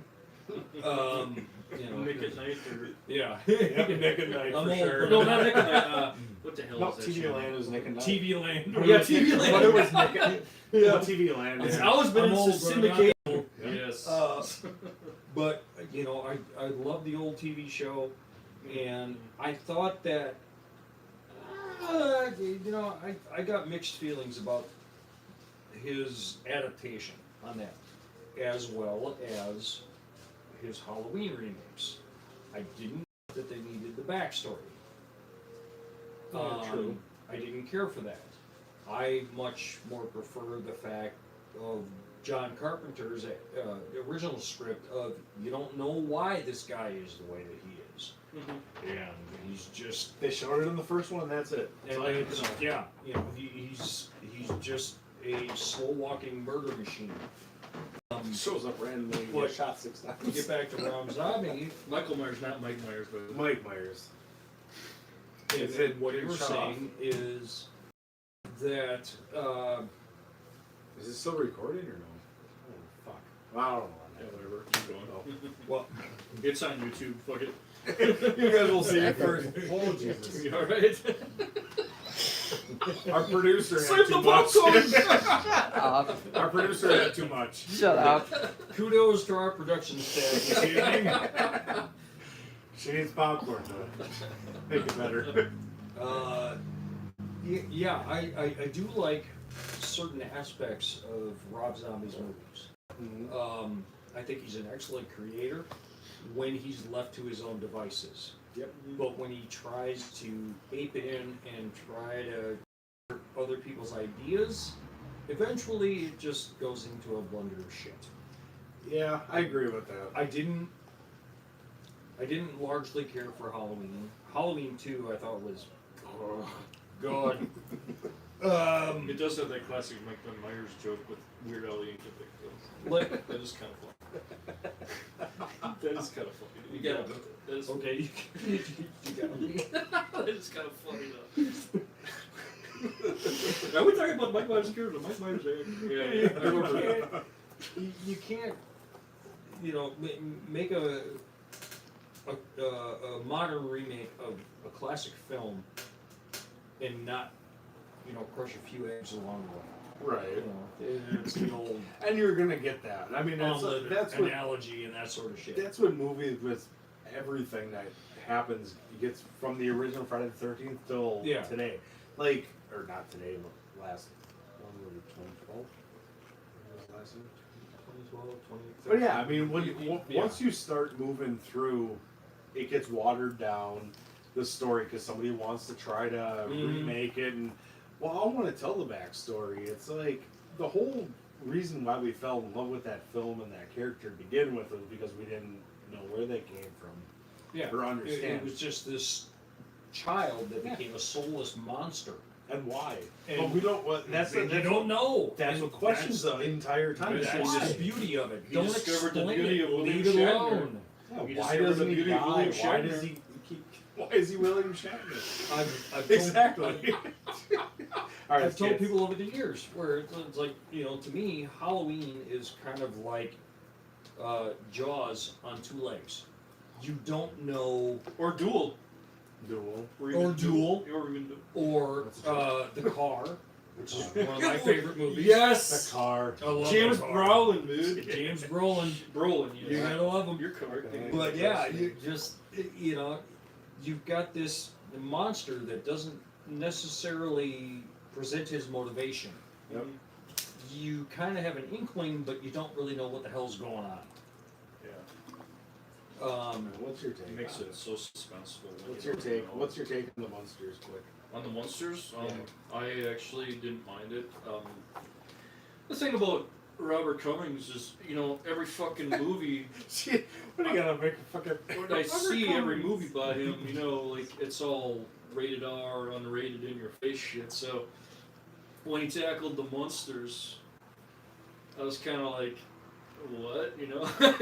Then I heard it was PG, and I was really worried. But then, you know, I kind of calmed down and realized that, you know, the original Monsters was just a family show, Mhm. and it's kind of odd that a guy like Rob Zombie would make a PG movie. I'm still trying to get over that, because this is like other side than like El Super Beasto or whatever. You know, this is like his most movie that really I could let my niece watch. You Oh, know? Super Beast though? You let your nieces watch? Okay, maybe I fucked that up. My Okay, God. maybe I fucked that up. Dude, that's like Pamela Dude, Anderson getting Okay, naked. alright, I fucked that I up. turned that Anyway. movie off in 45 seconds. My I was like, God. done. Okay, Dude, that movie is dirty. maybe that was a bad example. That's a Bad. terrible example. Bad. Bad. Take two if there was one. No. Okay, anyway. My goodness. I thought Daniel Robeck did a great job as Grandpa. Oh, absolutely. And He's you but he's a can- trained actor. He's great. You can see him Yeah. really channeling Al Lewis in the role. Yep. And he really is a huge fan, as Rob is, of the Monster Show. So I respect that. I thought the Nosferatu Count Orlok was awesome. I really enjoyed that. It's my favorite part. Because I'm a huge Nosferatu fan. You talked to Max Shrek? Really? I wish Well, you know, well, yeah, but I mean, in the Monsters when Count Orlok. Oh, yeah. Yeah, you remember that? I wish- homage to Max Shrek. Right. I wish Uncle Gilbert came around though. He did. Did he? Yes. Well, I never you seen never it, seen the so- fucking movie, so you don't know what the fuck we're talking about. I- But anyway, Uncle Gilbert. but anyway, yeah, Uncle Gilbert comes back. I think it's a good homage to the Monsters. I think if you're a fan of the old you'll see homages to some of those favorite shows, like the one with the plane on the plane. You know that was a funny one. I do like when they get to their new home, where it's Halloween, and you know they think everyone's like them, and then the day after Halloween or whatever, they come out. They're and all freaked out. like everyone's like, yeah, that was kind of cool. I did love the ending during the end credits, Yeah. where they kind of gave a throwback to the old TV show where Herman Yeah. comes smashing through the door. And, Yeah, you know, definitely. So I'm looking forward to the next one. I imagine that's probably going to be the introduction of Marilyn and the birth of Eddie, I would imagine. And what's kind of cool with the Monsters remake also is you know, we get to see the origin of Spot, which was kind of cool. Spot was always a favorite character of mine. interesting. All right, what else we But to got? answer your question, I thought it was. All right, what else we got? and I Do you like want to take Crabs. one more and we'll take a break? Keep talking about a break. I'm good. I'm We're good. just kind of. Jake, if you got I could use one. Pete, go for it, dude. Is break. Yeah. All right. One quick one. Yeah. So you're Cool. gonna say the name of the movie you choose, and that's it, right? Oh God. For once, a short answer. What film would you recommend to introduce a young person to horror? I know yours already. Shit. I know yours already. You think so? Monster Squad. Yeah. Because you get the whole plethora in there. You get the Lancelot, you get the Universal Monsters, you get the whole Yep. what horror is basically, and it's a kids movie. Oh well, Fred Decker. what are we Fred Decker originally did not make it a kids movie, but It's got some adult. it's got some elements. adult themes Yeah. in it. I remember Yeah. when I was renting it as a kid. You know, and hearing, you know, chicken shit and Wolfman's got nards and you know, just give me the amulet, you bitch, you know, Yeah. stuff like that. Yeah, Like there's some pretty hairy stuff, and even if you're like a little kid and you watch it for the first Man. time, it puts some color in your shorts for sure. All But right, still, so I think Monster Squad. are we is talking a great certain introduction. age or just in general? Like, what's something to get kids Let's involved? say I wasn't gonna say gutter balls or something. 9 to like that. 12 years old. Someone So- just starting out. Oh, Monster Squad, yeah. Monster Squad would do it. Okay. Yeah. The movie that I introduced my son to, and this was his first horror movie, was The Human Centipede too. no. No! In color. I had to. I'm sad too. In color. I had to. I still haven't had the courage to watch those. I had to. Oh, Oh, Human Serbian, Centipede you mean a 2 is the Serbian film? You showed him a Serbian film. Serbian No. Night of the Living Dead, 1968. Oh, that's a great. All right. And my son screamed like a little girl when he saw the top of the stairs. Oh hell yeah. Oh yeah. With the Yeah. ketchup dripping. Yeah. Yep. Yeah. And then we tried Child's Oh, no. Play, and that didn't help.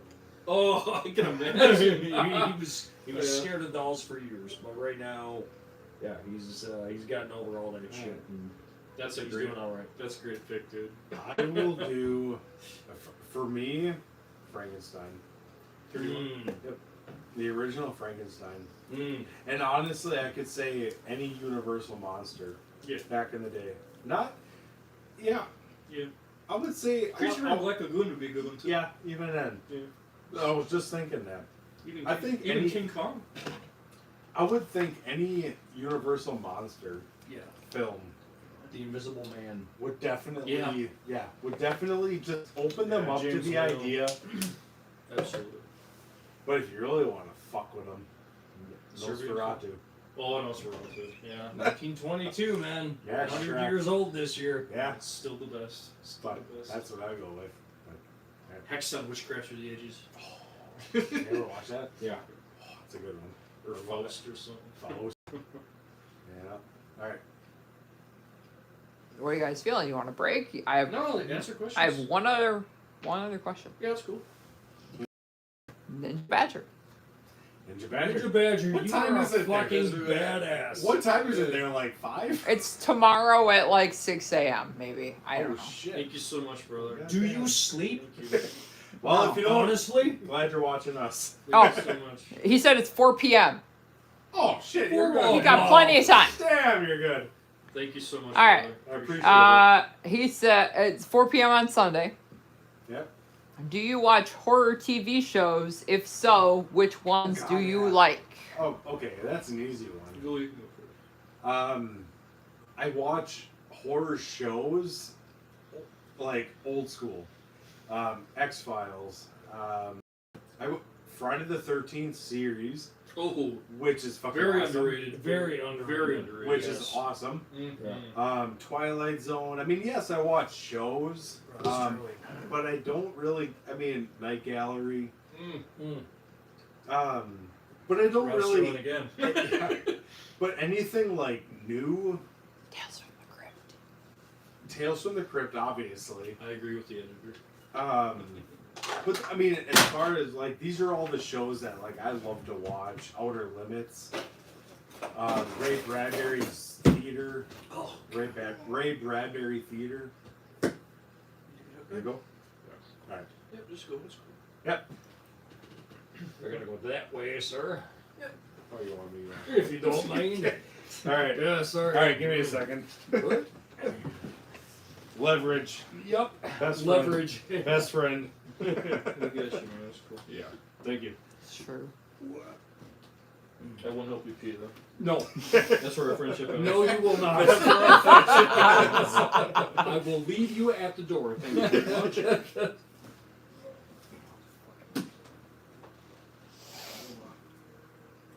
One, two, three.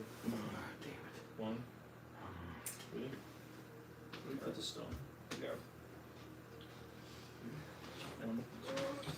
Whoa, Well, whoa, whoa, whoa, whoa, That was whoa. more like 4. Whoa, no. Put you down. Thank you.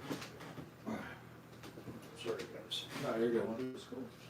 All right. Hold off on this. Yeah. That's always fun. Okay. Here, if you wouldn't mind taking that. Yeah.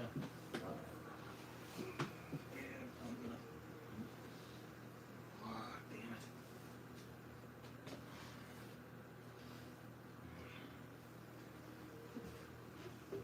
Sitting too long. Yeah.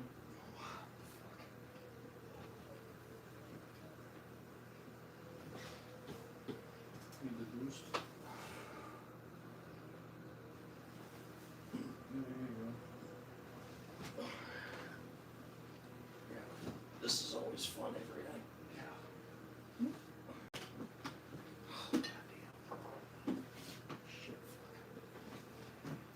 Sorry, guys. No, you're good. That's cool. It's Alright. totally cool.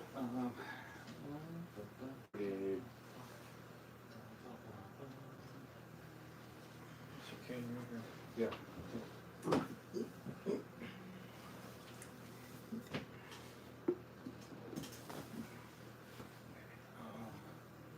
I'm gonna try to get here, so,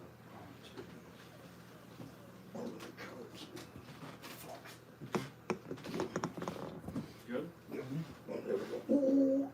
I got you. Okay. Got you up. So, Alright. There we go. oh wait, I got you. not yet. Oh, Okay, here. Just, it's gonna sit. Sit on that bench here. No, no, no. damn it. So you guys had me. Shit. No, that's my fault. That's my fault. Here, one more time. Holy. You okay? Yep. Yep. Am now. Got your can? Yep. Okay. Alright, we good. There we go. You good to go? Got your bag. Go give him room. I got it. I'll have him under the chair.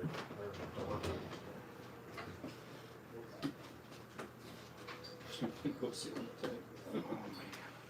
You alright? Hope so. You know where the bathroom is? Yes. You good to go then? Yeah. Okay. No. You can help. Let me know. You guys get back to your show. Sure, no problem. Hey guys, what's going on?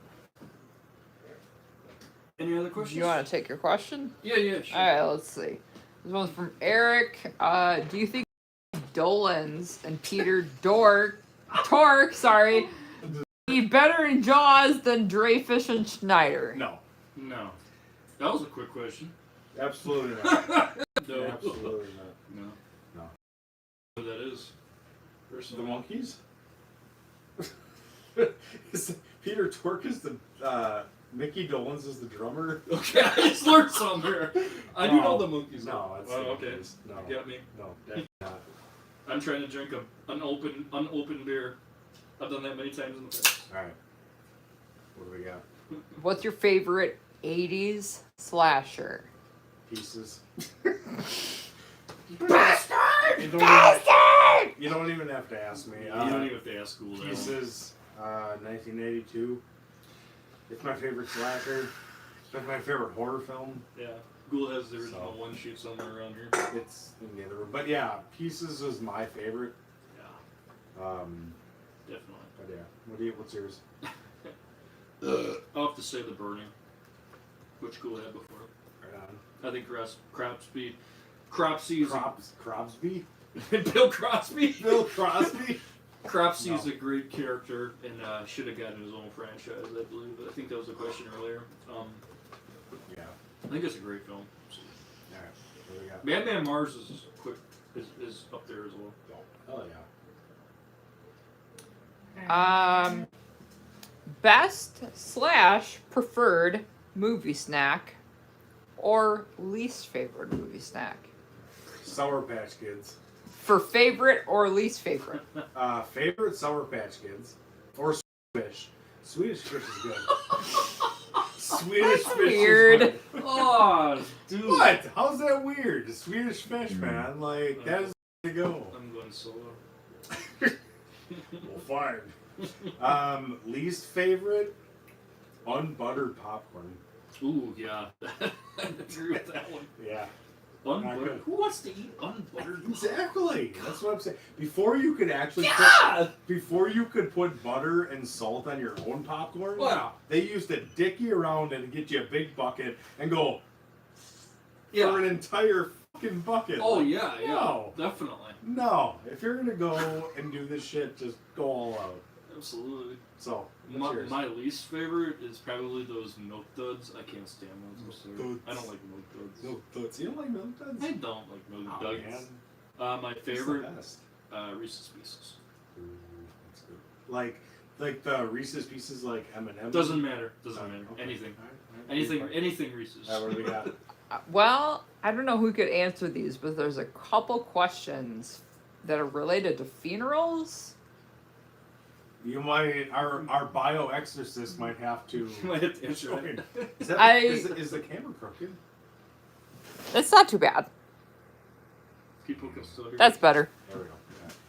But yeah, there's a couple questions for if anyone knows anything about like funerals. I don't know. You What's might the know questions? that. Well, let's see. There's one How the that's hell do we get funeral questions? there's one that's pretty far back. Let's see. Where'd it go? We might have to ring.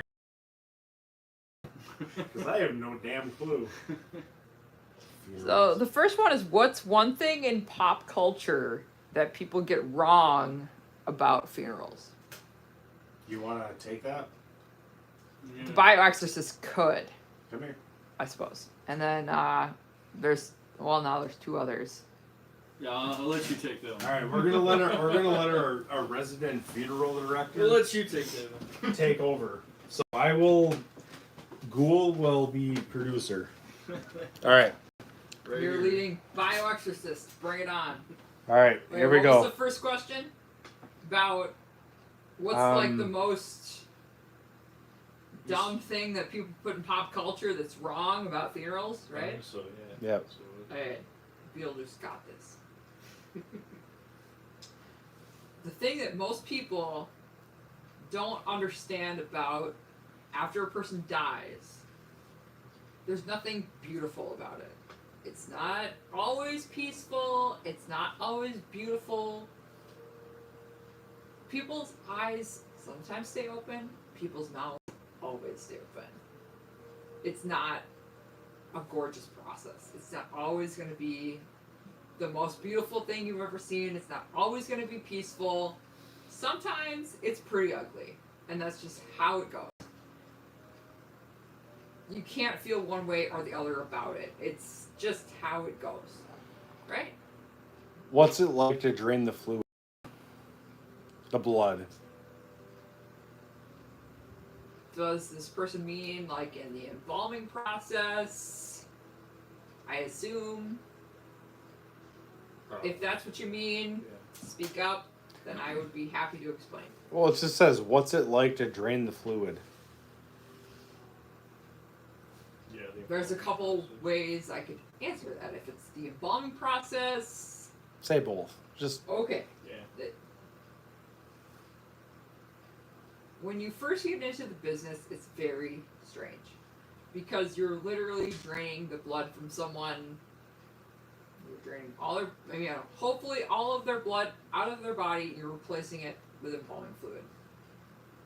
That's what the family wants. That's what that person wanted. You just have to honor that. Regardless, it's very weird. Because you're taking all of that person's blood they've had in their body and you're getting rid of it and you're replacing it. As weird as it is, you have to honor that promise to that person. That's what they wanted. That's what their family wanted. They want to be able to see them again. You have to honor it. So it's, as weird as it may sound, you just have to do it. That's what they want. Absolutely. okay. I think I had one other question.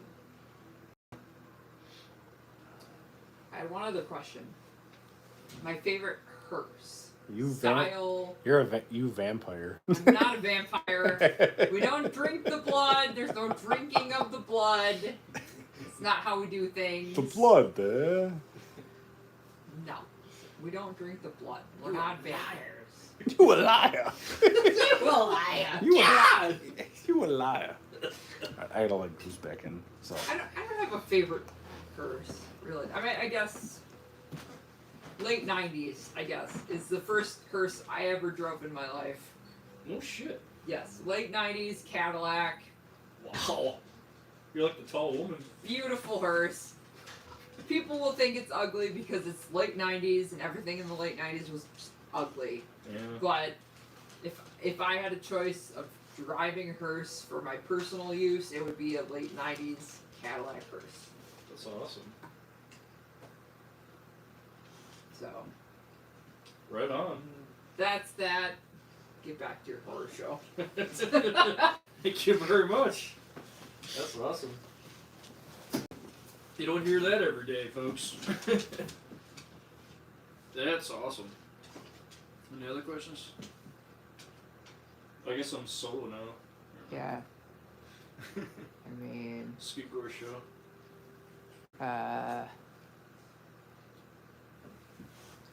Show Fulci questions. here. Ninja Badger asks, what are some of your favorite folk horror films? Oh. Eyes of Fire. The Wicker Man. God, you gotta have the Wicker Man. True. Not Midsummer. Good one. Shit. Trying to think. Dark Waters of folk. Or is that non? Let's see. Dark Waters. That might not be folk though. I don't know. The Witch.